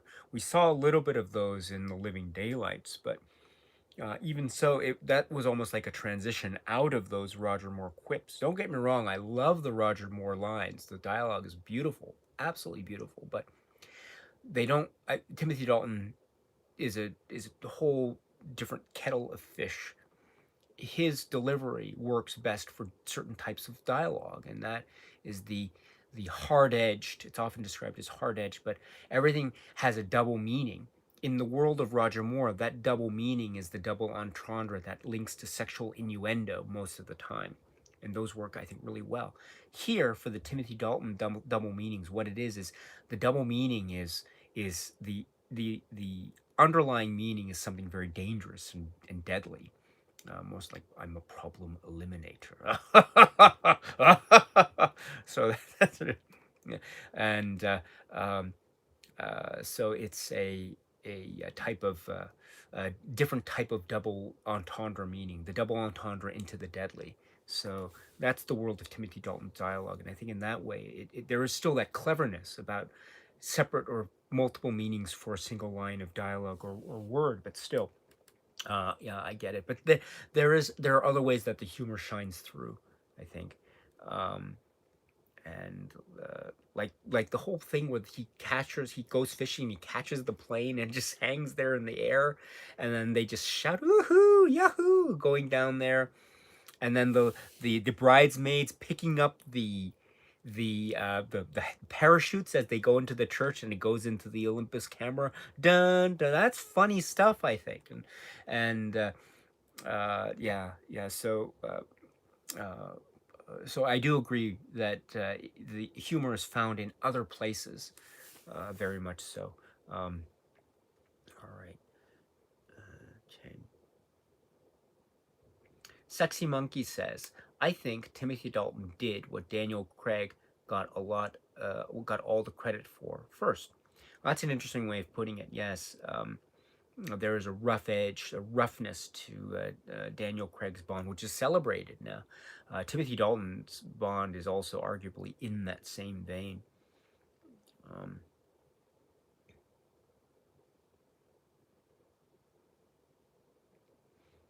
yes. Irwin says, if only because we would have seen more of Pedro Mendares Jr. Yes. Um, Karen Bay's son. Um, let's see. Damful says people make the Yojimbo connection, but I feel the Bond Sanchez relationship draws partially on Fleming's Scaramanga and the rougher Bond in the final novel, coming off of his "You Only Live Twice" book experience. Yeah, I understand how the Yojimbo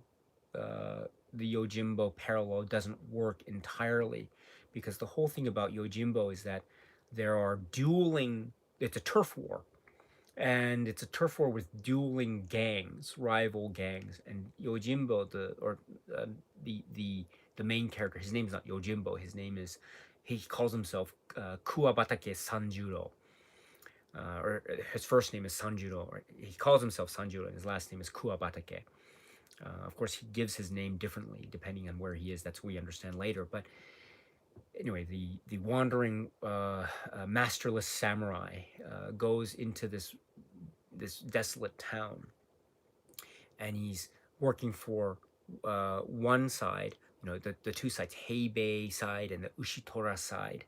And he goes first to the Heibei side, and he goes to the Ushitora side, and he goes back to the Heibei. So he goes back and forth, and in that back and forth, he basically tricks everyone into fighting each other. So in that way, I understand there isn't this parallel in that respect, and also I understand how it's Bond dueling a villain in a different way, which is very much akin to the a type of Fleming setup, which I agree with entirely.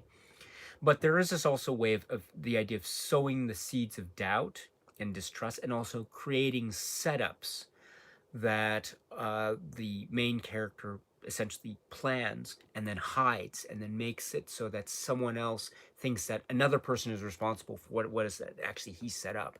And the Milton Crest the scene is the, I think, the great example of that. And um, uh, um, the I think one way that and that makes Dario and his appearance, I think, very dangerous, because he's the one link that can recognize Bond. Although you have to think, thank goodness, because it was Bond who directly hooked the plane in the pre-titles to begin with, right? So Sanchez was driving the plane. So if Sanchez had looked back and he'd seen Bond, he could have said, "Wait a minute, don't I know you? Weren't you the guy who hooked up my plane and made me get arrested? I know you, Heller, Truman Lodge, get him," or something like that. So that would have been the end of Bond when he was in Isthmus City and meeting him in the office. So thank goodness Sanchez didn't see or didn't recall that this is the same guy who essentially got him arrested.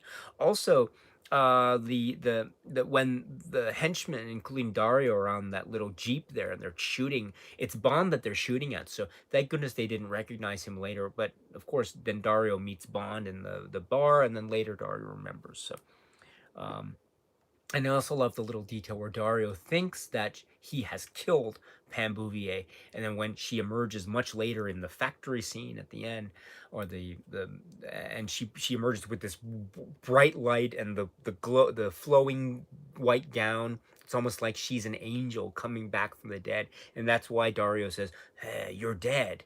And she says, "You took the words right out of my mouth." And she shoots, but she misses. She only shoots, she hits the guardrail there. But of course, there's another moment of Timothy Dalton and a boot. We saw him, a very famous boot sequence in The Living Daylights, and now he takes the opportunity to grab. Now it's Dario's boot, and so it's now, right, another a character in a Dalton film where yes, he could have said he got the boot, but I love the line here. He didn't say he, when Pam says, "Are you all right?" He says, "Oh, he got the boot." He says, "Switch off the damn machine," or something like that. So there's no one liner there. He's all serious, all no nonsense. And so yes.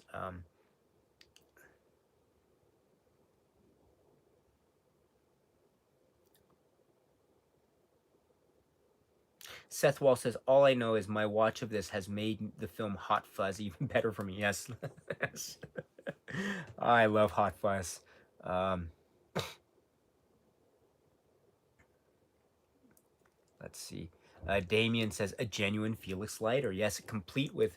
Thank goodness, right when he tries the lighter there, right, he could have basically burnt Della's face or hair. Thank goodness they. Okay. Oh my goodness. Yes. Um, okay.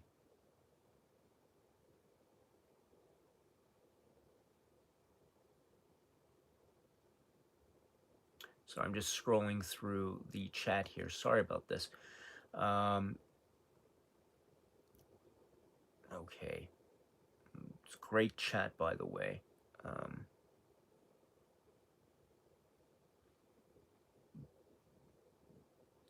Kenok says, "I love James so much." Yes. Yes, so much so that she is able to then get over him quickly, and then we assume hook up with the president. So okay. Um,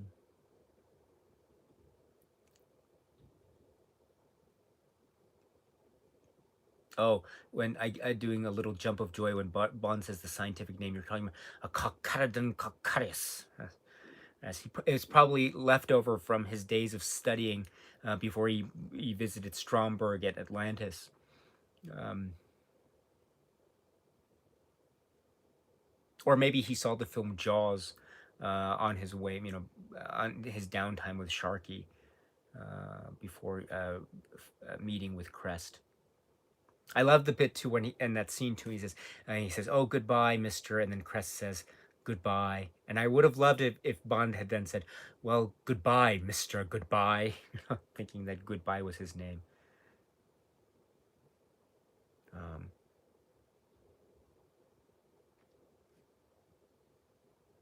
okay, yes, Erwin, switch the bloody machine on. Yes, great line, great line. Um, okay, I'm sorry. There's the talk about the artwork and how the artwork is pretty bad. Yeah, I agree. I think that has to do with the fact that it was probably going to be called License Revoked, but then the plans were changed as far as the title, and I think that affected the marketing campaign in terms of the lack of time for preparation, relatively speaking. It's a great title, License to Kill. Um, License Revoked would have been really interesting, but License to Kill, it really works, I think, very well.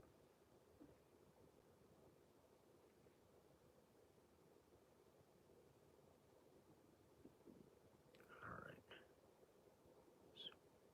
scrolling down.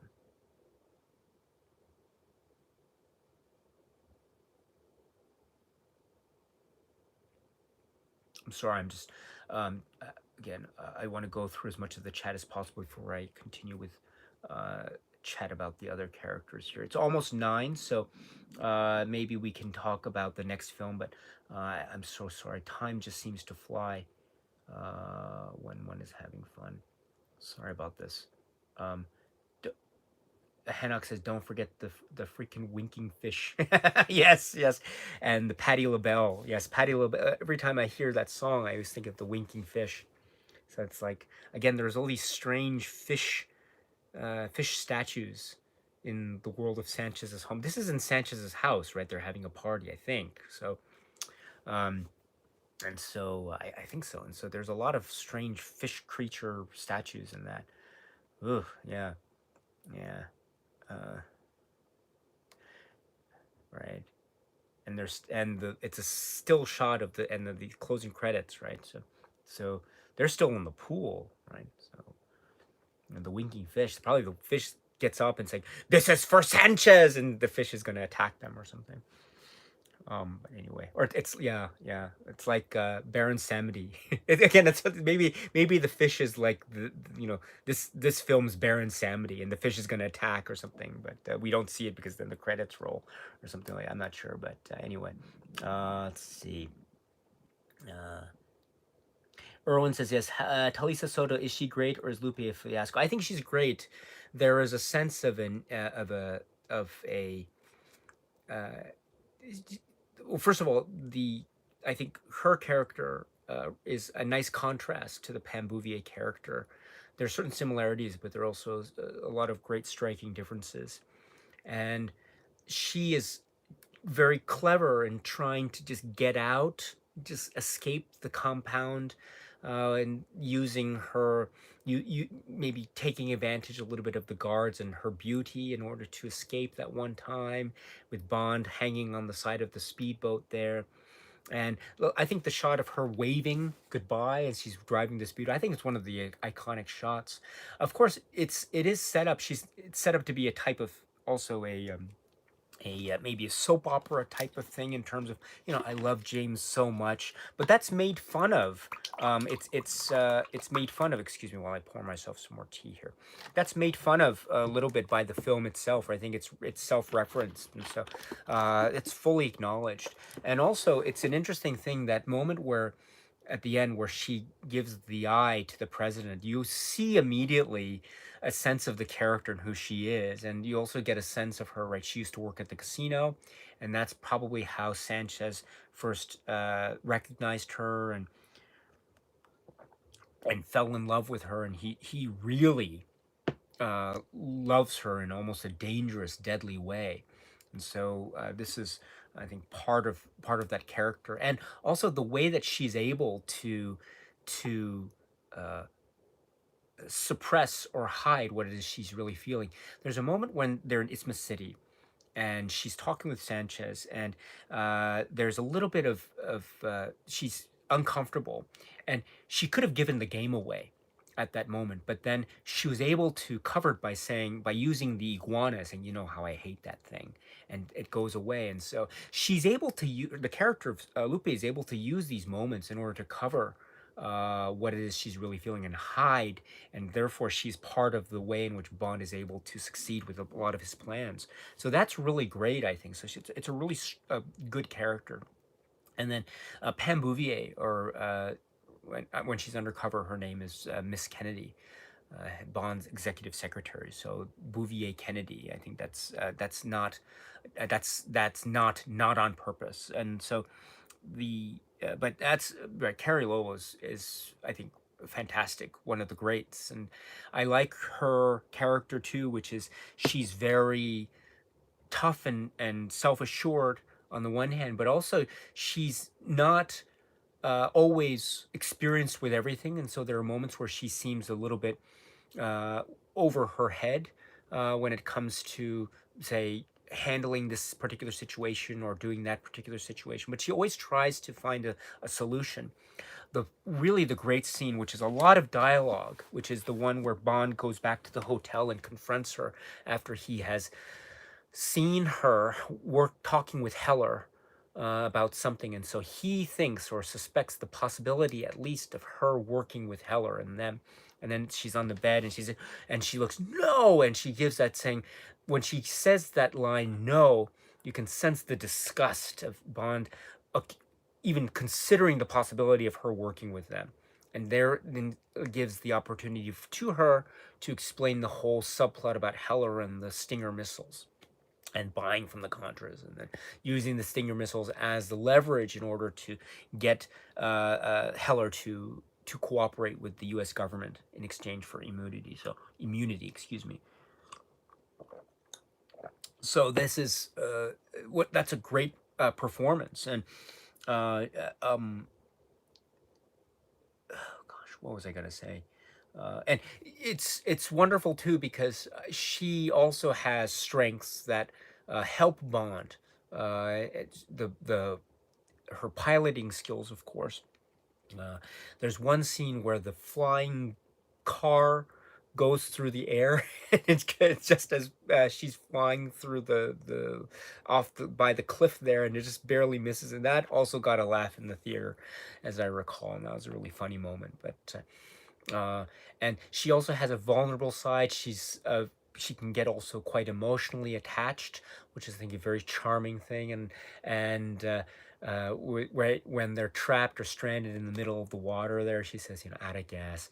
I haven't heard that in a long time. That's a very charming moment, I think, and acknowledges so much about her and what it is she represents and what her role is in this film, but also the relationship that she has or is going to have with Bond. And they have this really nice rapport relationship that's kind of back and forth, if you will. And why can't you be my executive secretary and that sort of thing? And so and then the kind of transformation she has into Miss Kennedy, and you see everyone like. Like everyone's suddenly right. Even Bond is like, wow, this is amazing. So there's a real presence that she has that's also very much like the thing that we have with Bond films. She and Q, and indeed Bond, but perhaps more she and Q. They're like kids playing games in the playground, right?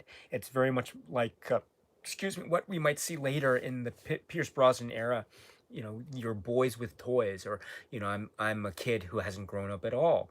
according to the world of Pierce Brosnan. Well, here in License to Kill, maybe not so much Dalton's Bond, because Dalton's Bond is deadly serious for most of the time, but here we have that innocent, childlike playing in the playground feeling, which is from, in particular, Pam and Q.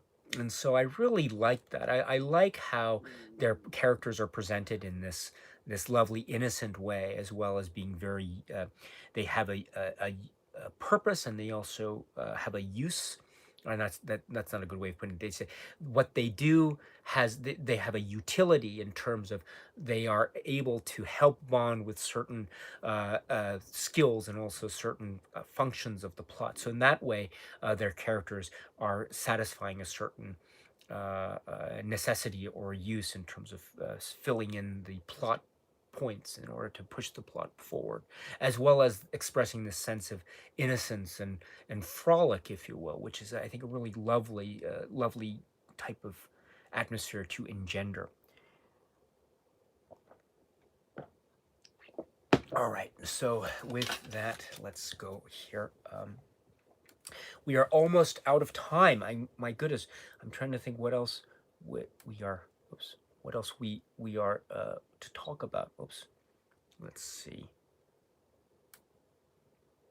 Okay, I don't know. Maybe if I've skipped anything, please forgive me. Let's see.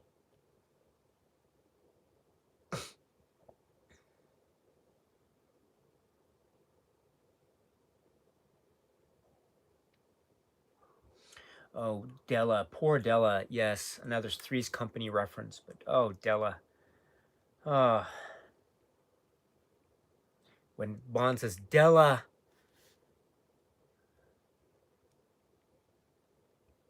What a moment. Yeah.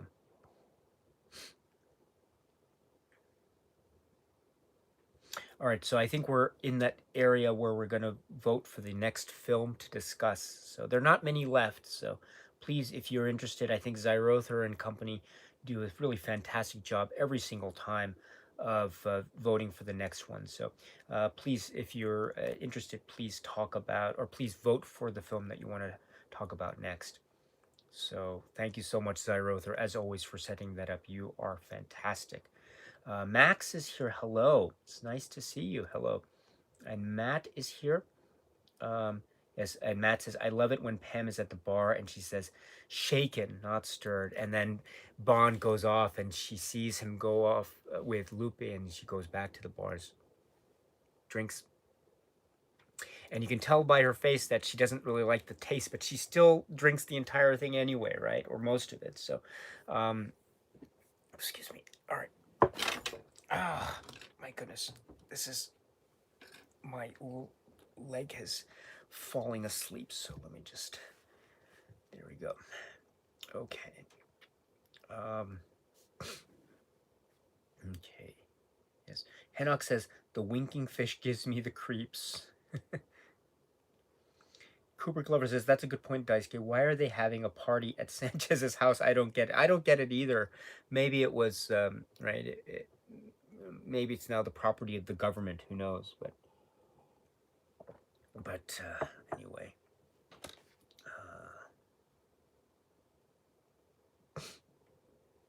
Erwin says, I also really need to mention that this is my favorite theme song, and I love the Patti LaBelle track. Yes, so the theme song, Gladys Knight, License to Kill, right? Got a license to kill, to kill. I like, yeah, it's got that that Bond theme-esque type of feel to it, embedded right into the chords. Got to hold on to your love, license to kill, kill, kill, kill. Oh, it's great. You're absolutely right. Um, yeah, yeah. I love how she starts with before she goes into the first verse. She says, I got to hold on to your love." Oh, that's great. Yes, yes, and the whole theme. I must admit, I don't quite. Maybe for me, it's not. I mean, this is also Morris Binder, the titles, and so I don't quite. How should I put it? It's maybe not the titles don't necessarily pop off the screen as much as others, perhaps, but it's nice to see this motif of the camera and the ballet. I like this because there seems to be this strong focus on dance or modern dance in this particular title sequence. Not to mention, of course, the theme song here, and then also "If You Ask Me To," that you were referring to. Yes, I agree. I agree. Jim is here. Jim Sal's here. No problem. Just in time. David is here also. Is that Vincent Price? And oh yes, the Fly set, and that's also in anticipation. There will be a David Cronenberg video series on this channel later this year, but we'll speak about that one a little bit later in the year, probably around the time that the Dead Zone gets released. So we'll start going video. Uh, each of each of his feature films we'll be discussing in a video. So starting with Stereo, and then Crimes of the Future, and then going into Shivers, Rabbit, and then Fast Company, and then The Brood, Scanners, Videodrome, and leading up to The Fly, and then all the way up to Cosmopolis and Maps to the Stars as well. So let's see. Ed Topo is here. Hello, Ed, and you say, I think Dalton was the most accurate to Fleming's Bond. He had a sinister edge. Yes, yes. Um,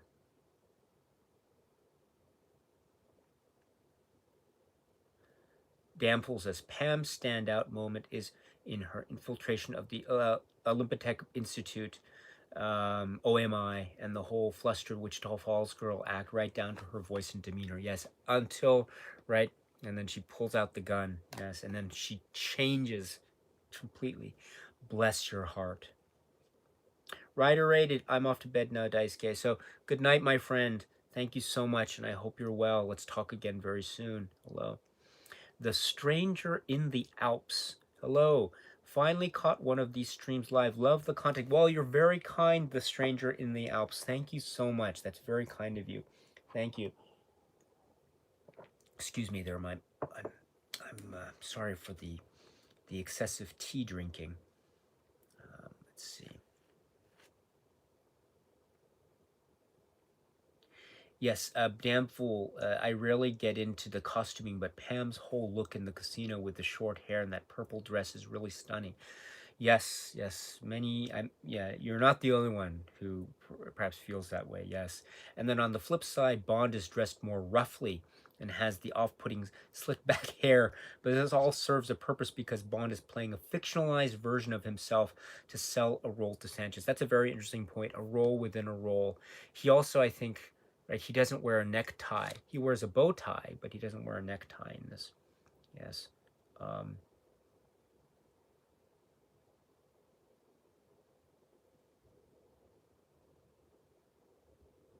okay.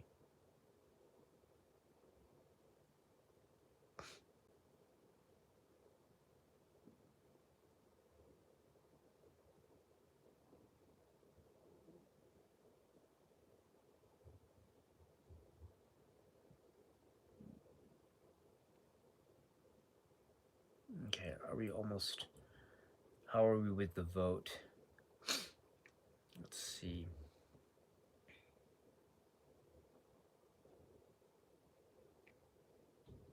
Yeah, I sit on the floor here, and so I usually don't sit here for that long except for the live streams. Whenever I do a video, it usually maybe the longest might be an hour or so, but I can stand up and then edit that bit out and do the. But here it's just more, it's just sitting down for maybe 2 hours plus. So yeah. Let's see. Um, Votes are okay. Zyrother says voting is closed. The winner's Spectre. Okay, okay. All right. Okay, Spectre. Well, we had to do Spectre, so okay. Well, let me get to my preliminary thoughts on Spectre first, but later. But first, let me just close off with License to Kill while we have the time. So it's 10 after 9, so I have I have there's still some time left that we can talk about this. So thank you very much for everyone who voted. Um, Adi is here. Adi Kravitz is here. Hello, it's nice to see you, Adi. Great to see you as always. Um, the so License to Kill. There are, as I say, so many things about it that I think make it totally stand out from the rest of the pack. The violence, the real, almost over the top, campy violence is really over the top a lot of the ways, and some of the setups are quite different, arguably. The plot and the infiltration of Bond and his whole thing as a rogue agent, and how that, excuse me, how that is a how that is the ruse that he essentially exploits in order to get at the heart of Sanchez's operation, in order to really bring the whole thing down. So, and this has, I think, what Irwin referred to or made reference to, type of canon film feel.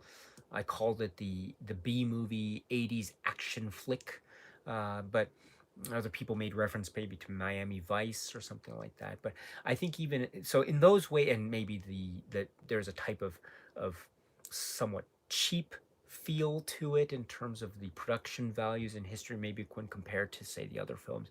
So those might be some of the reasons, plus others, that might make this feel like it stands out from the rest of the pack. And it stands out, that's for sure. And that could be a good thing for some people, and that could be maybe a not so good thing for others. And if it's not good for you, that's totally fine. I completely get it, because as I say, I was there. Back in the day, I thought of this film as good, but it wasn't great. But then there was a point where I realized, as I mentioned earlier, I realized that the B movie quality aspects, the cheap quality aspects, this is actually what enhances the film. Because one way of looking at it, and I didn't realize it until somewhat recently, but one way of looking at it is that it's like a pulp fiction novel. And that's what Ian Fleming's novels are in many ways. These are like pulp novels that are these pulp, dark, brooding, or creepy, sinister set pieces that are included in these spy thrillers. And you see this gallery of villains, and they're very nasty and quite a vicious bunch. And so Sanchez and company seem to be part of that in spirit anyway. What this does in an interesting way, the way in which this film is set off from the pack, in this way in that it's like a B movie, pulpy film, in an interesting way comes full circle. In other words, the fact that it seems to be set off from the pack actually makes it, arguably speaking, more close or closer to the spirit of Fleming than one might realize. And a lot of that's, I think, the basis for a lot of people, quite rightly so, throughout the history of this film, and up to even recently, people, and now too, people are making the point that there are a lot of things that are in spirit very much like Fleming. There are things taken directly from Fleming too, but in spirit too, this film feels like a Fleming film, which is so ironic too, because it's a title that's not even taken directly from a Fleming novel or book or story.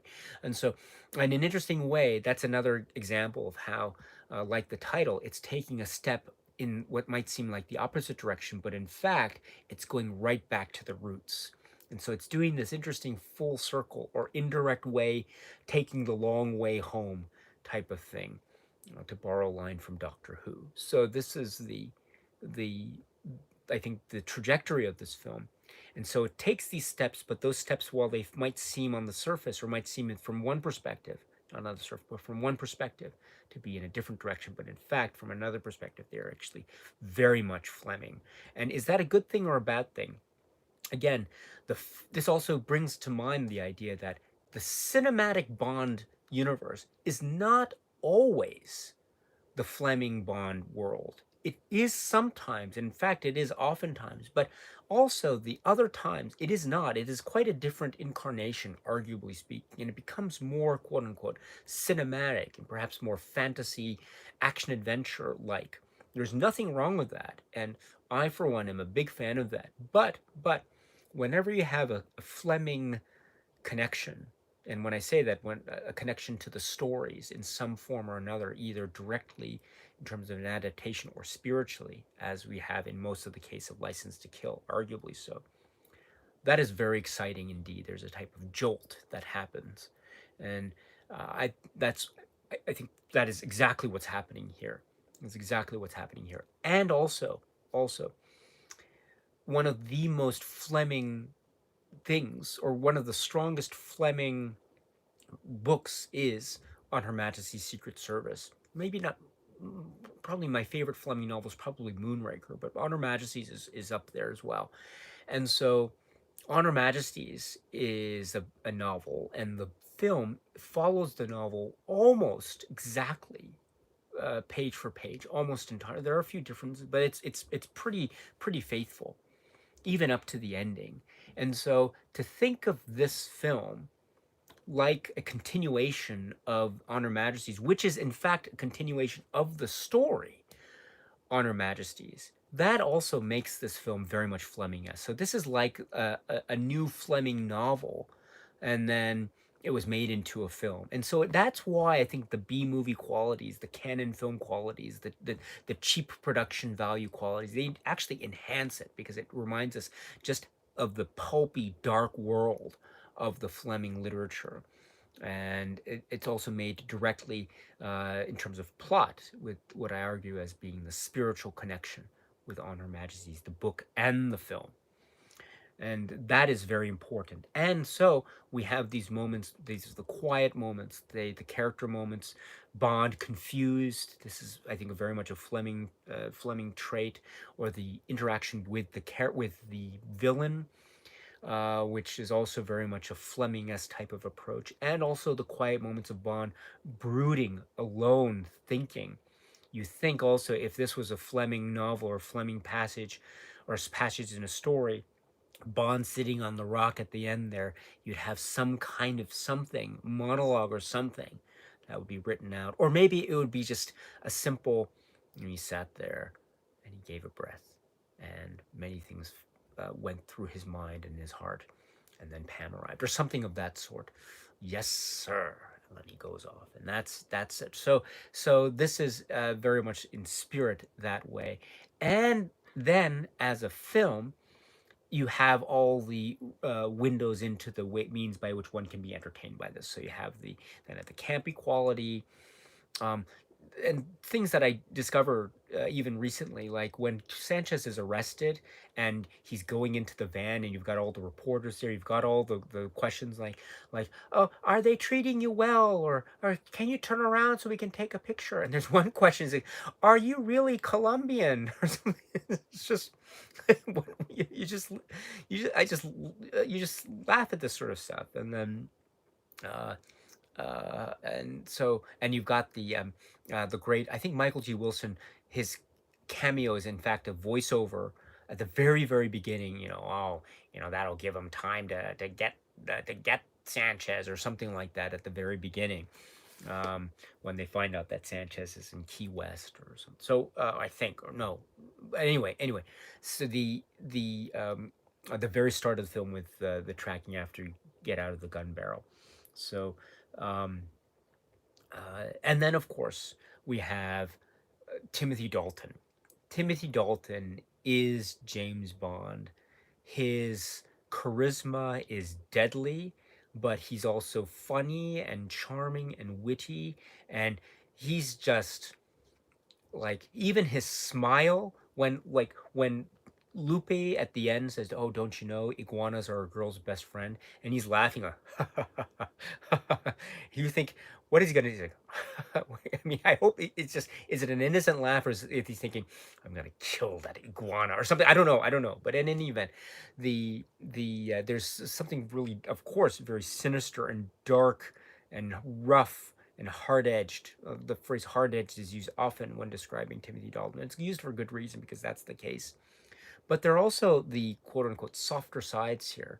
And I do want to acknowledge that his interactions with Lupe, his interactions with Pam, his interactions with Q, I think, show the softer side. And as I say, he's so charming. And those charming moments, I think, are further enhanced and they are further made alive by the very fact that they're in a film that's pretty much described as being almost completely a dark film. So if you have a dark film, if you have moments of levity, those moments of levity really stand out. I think and there's no tipping of the balance because, as I say, it's all about the characters and their interactions, and they each handle it so well. Timothy Dalton, right there, front and center, and he carries the film right off to the very end, and you believe his pain, and you believe the struggle, and it helps in terms of his line delivery and also the great Timothy Dalton isms. I try to mention a few with the priming of the gun and the whole the windshield. I'm gonna get you sent. And so just fantastic, fantastic stuff. So this is really this is a great film, and it's aged, I think, so very well. I mean, it's part of its time, that's for sure. This late '80s, early '90s period, late '80s actually period. But I say it's aged well in the sense that I think it really builds. I rarely hear anyone. If people are negative about this film, that's totally fine. But I rarely hear anyone say they like the film and then over time they become to hate it. I more or less hear the opposite. Either people don't like it from the start, or maybe they didn't like, or they really liked it from the start, or they didn't like it but then they grew to love it.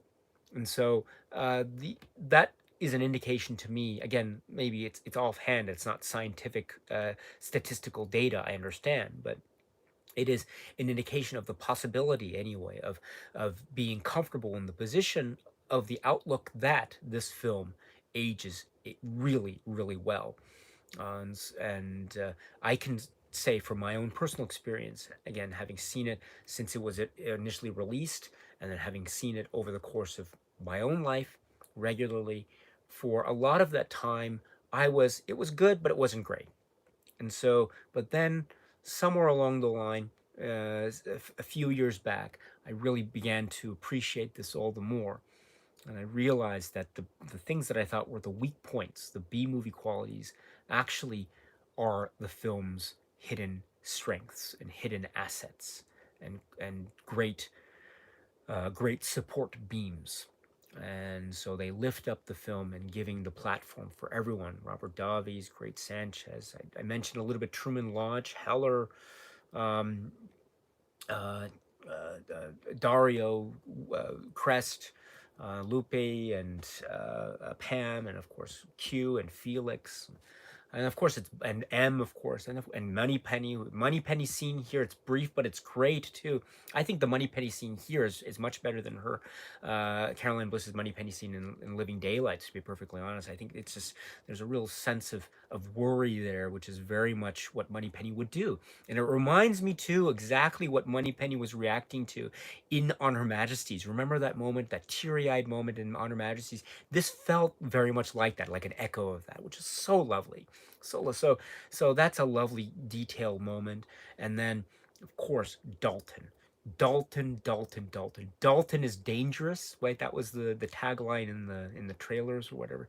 It's true, but it's not just dangerous. Dalton is dangerous, Dalton is deadly, but also Dalton is dashing, and Dalton delivers in a dashing and dangerous depiction. And so, what is that called? Alliteration. And so, this is a great film. Uh, you know, the right, the problems of the film. If one sees problems of the film, I certainly saw problems in the film, but they went away over time. Or to borrow a phrase from Bond, it was like he was a problem eliminator. All the problems were eliminated for me, and then it became this film that is now, in my eyes, an icon of film, and it's so important in the series. And so for me, again, I don't know what I'll do at the end of this discussion series. If I'm going to do a ranking of my favorites, I'm not sure. Those are really tough to do, by the way. But if I were ever to be able to do that, License to Kill, yeah, it's gonna be. I'm a big fan of Timothy Dalton, I must say. This is License to Kill. So thank you very much for this, and bless your hearts. All right, so I think great, great, perfect timing. I think I have to go. I have to go soon, but I can stay around for a few more minutes, and let's see. Great. So let's talk a little bit about James Bond and the next film. So thank you very much for voting, everyone. So the film that we will be discussing next is Spectre. Okay, well, as I say, Spectre is a James Bond film. It's the film that I have seen the least because it's the most recent one. So I admit to having the least amount of, right, obviously experience with the film Spectre. Um, I am I am also admittedly not the biggest fan of Spectre for some reasons that I will try to go into detail about during the live stream discussion. Now, this is also my roundabout way for me to encourage anyone who is a fan of Spectre to please let me know why. I am so much, I would love to hear that. And the reason why is because maybe through your reasoning and through your enthusiasm and excitement for the film, for those who are Spectre fans, then I might be swayed. I might be convinced of those reasonings, and so I'm always looking for the opportunity to try to enjoy and appreciate a film. Really, I do. And so, if there's that opportunity for me with this particular film, Spectre, again, the film that I'm experienced with the least in the series, then the more the merrier for me. So please, if you are a fan, let me know, and I'm so happy to hear that. And hopefully, it will also get me to see the film in a different light. But that is also another way for me to say that the light that I'm seeing the film Spectre is it's a little bit tough for me. And I think there was a lot of potential for it that seemed to me to be somewhat like it didn't quite make sense to me at the very like I don't quite understand why the characters are doing what it is they're doing in the final third of the film. Why, for instance, there's a major character that goes and he goes back to this place. I don't understand why why does he go back here? That seems to be the last place he should go because he's a villain and probably all the people in the world, the authorities are probably going to go after him. So you probably want to go into retreat. So I don't know why he goes there, but okay. And there's this whole thing about a family relationship, and so I think what's going on here? I don't quite get this because um, wouldn't that make Bond a kind of potential liability, right? Because if he's connected in some way with this sort of villain organization of some sort, then uh, right, Bond could be a potential liability instead of an asset of the British government. So I don't know about that, and also uh, the whole thing about what this film is in the context of the entire Daniel Craig film franchise series portion. I'm like, okay, okay, so it's like, all right, so you were there all the time. Okay, so I don't know. I thought if it would have been really interesting if, for instance, they did something with Mr. White character in a way that could have been because Mr. White character, like he has this physical visage or this physical demeanor that reminds me a lot of Anthony Dawson. And if you know Dawson and his role with Terrence Young's films and Blofeld and when Spectre was appearing in the Terrence Young film, that I felt like that could have been a great match, but it went in a certain other direction, which I appreciate. Also, there's something that I say earlier about I love the other films, the Roger Moore films, and in particular. But one of the maybe weaknesses of those films is that maybe there is not this sense of continuity. Like you have actors that play different characters within the same universe. So that might be said to be a little bit of a weakness. Who knows, depending on your point of view.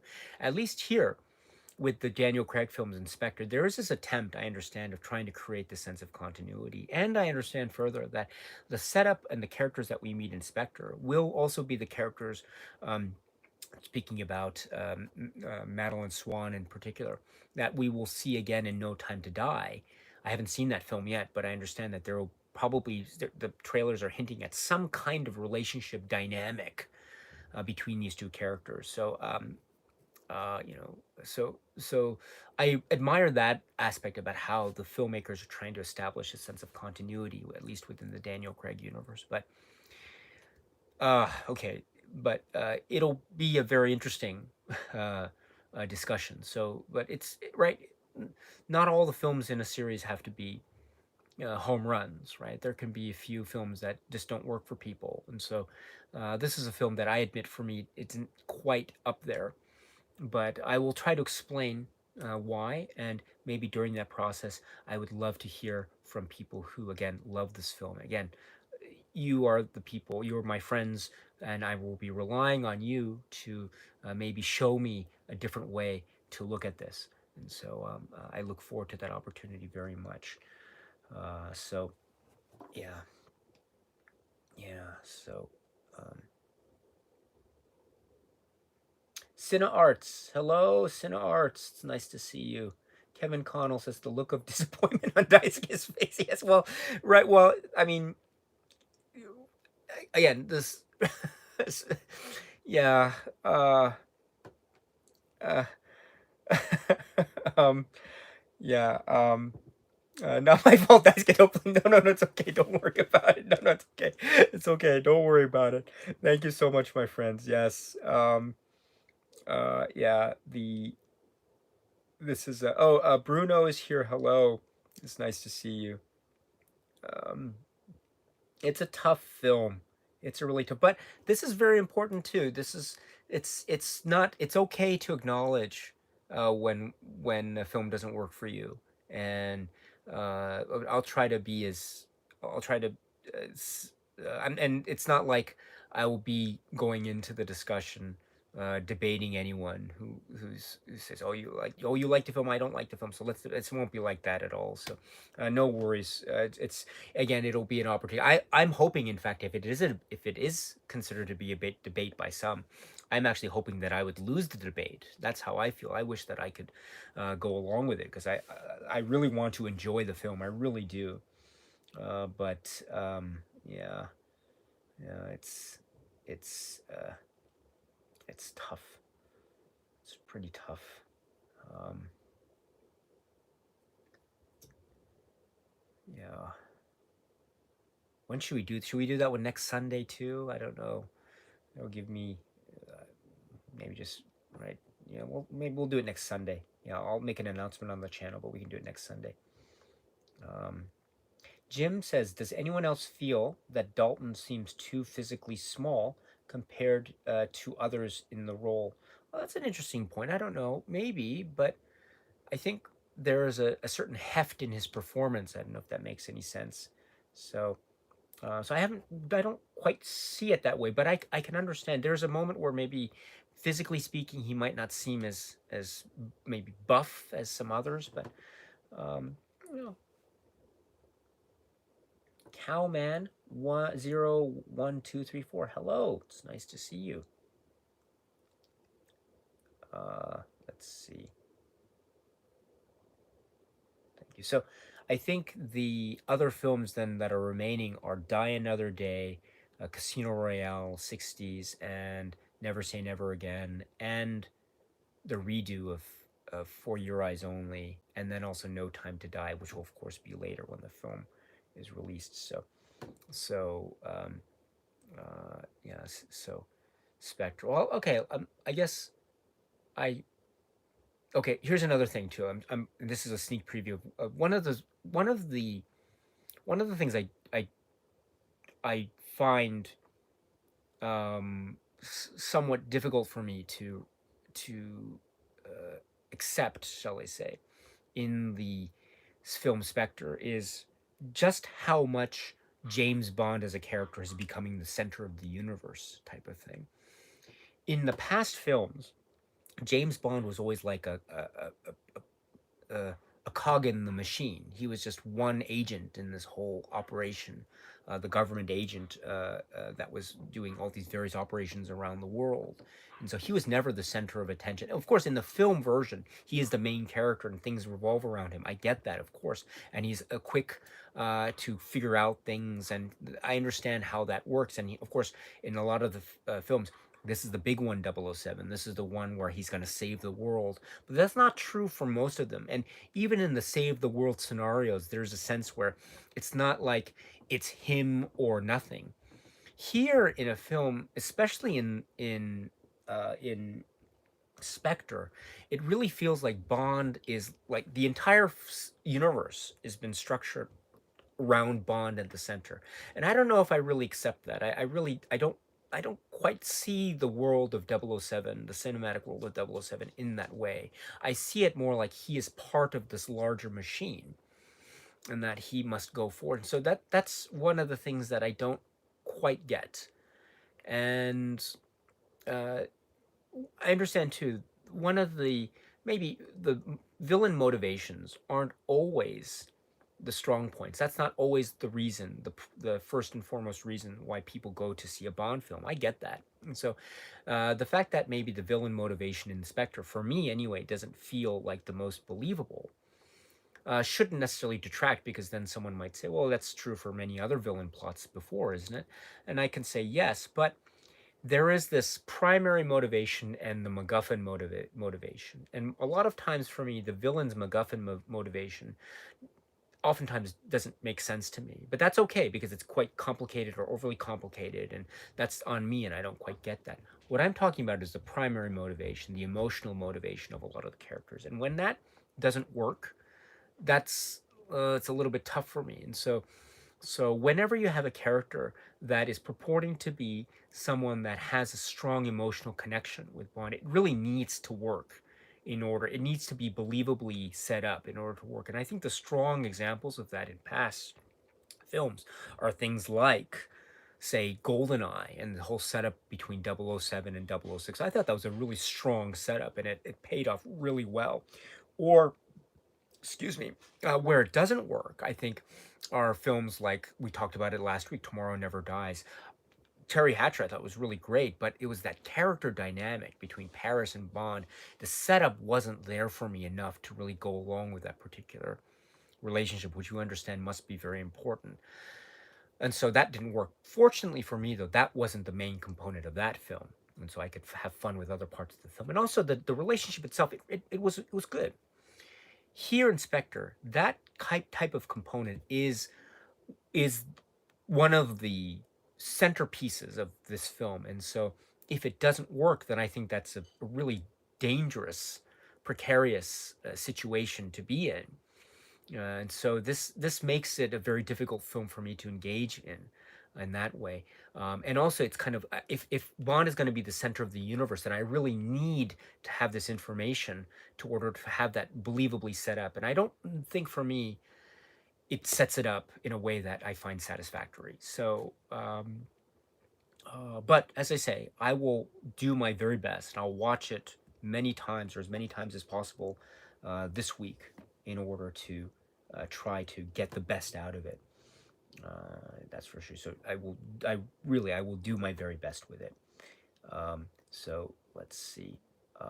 Oh, Zyrother asks, do you want me to put For Your Eyes Only back on the voting list? No, that's okay. I think what we'll do is after we do the final film, then we will do For Your Eyes Only after. So we don't have to vote on that. So that'll be the customary last thing. So we'll save For Your Eyes Only for the last. And then later down the year when No Time to Die comes up, we'll do that. So no worries about putting it up for vote. You don't have to do that. So the only ones that are left to vote on for next time are Die Another Day, Casino Royale, 67, and Never Say Never Again. So no problem. All right. So Matthew is here. Hello. It's nice to see you. Matthew says, for my money, Dalton is my favorite Bond. I wish we got more with him. Yes, I agree. Danpool says, I'd say next Sunday makes sense if it's good for you. In my own experience, it's harder to keep a series going with extended breaks. I'd had to keep going with my Bond commentaries where possible. Yes, check out Damn Fool Idealistic Crusader and his Bond discussions, as well as other film release discussions. It's a fantastic, fantastic channel. So Cooper Clever 1972 as well. Check out those channels. Seth Walsh, everyone, check out the channels. Please support each other. That's really important. So thank you so much. So let us end this live stream with the Professor Joe Butcher and the great line, "Bless your heart." So please, when we end the live stream, just say "Bless your heart," and we'll end it that way.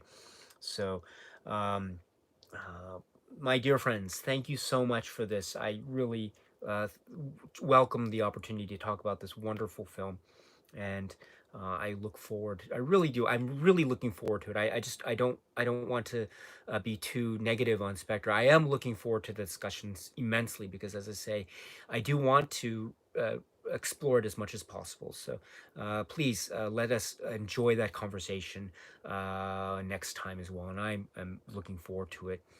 Hopefully, I can find some new things to latch on to. But in the meantime, my friends, thank you very much. Um, and until we meet again, please be happy and healthy and well. And please keep on watching a lot of great, great movies. So thank you very much for your time. I very much appreciate it. Stay strong, stay safe, and bless your heart.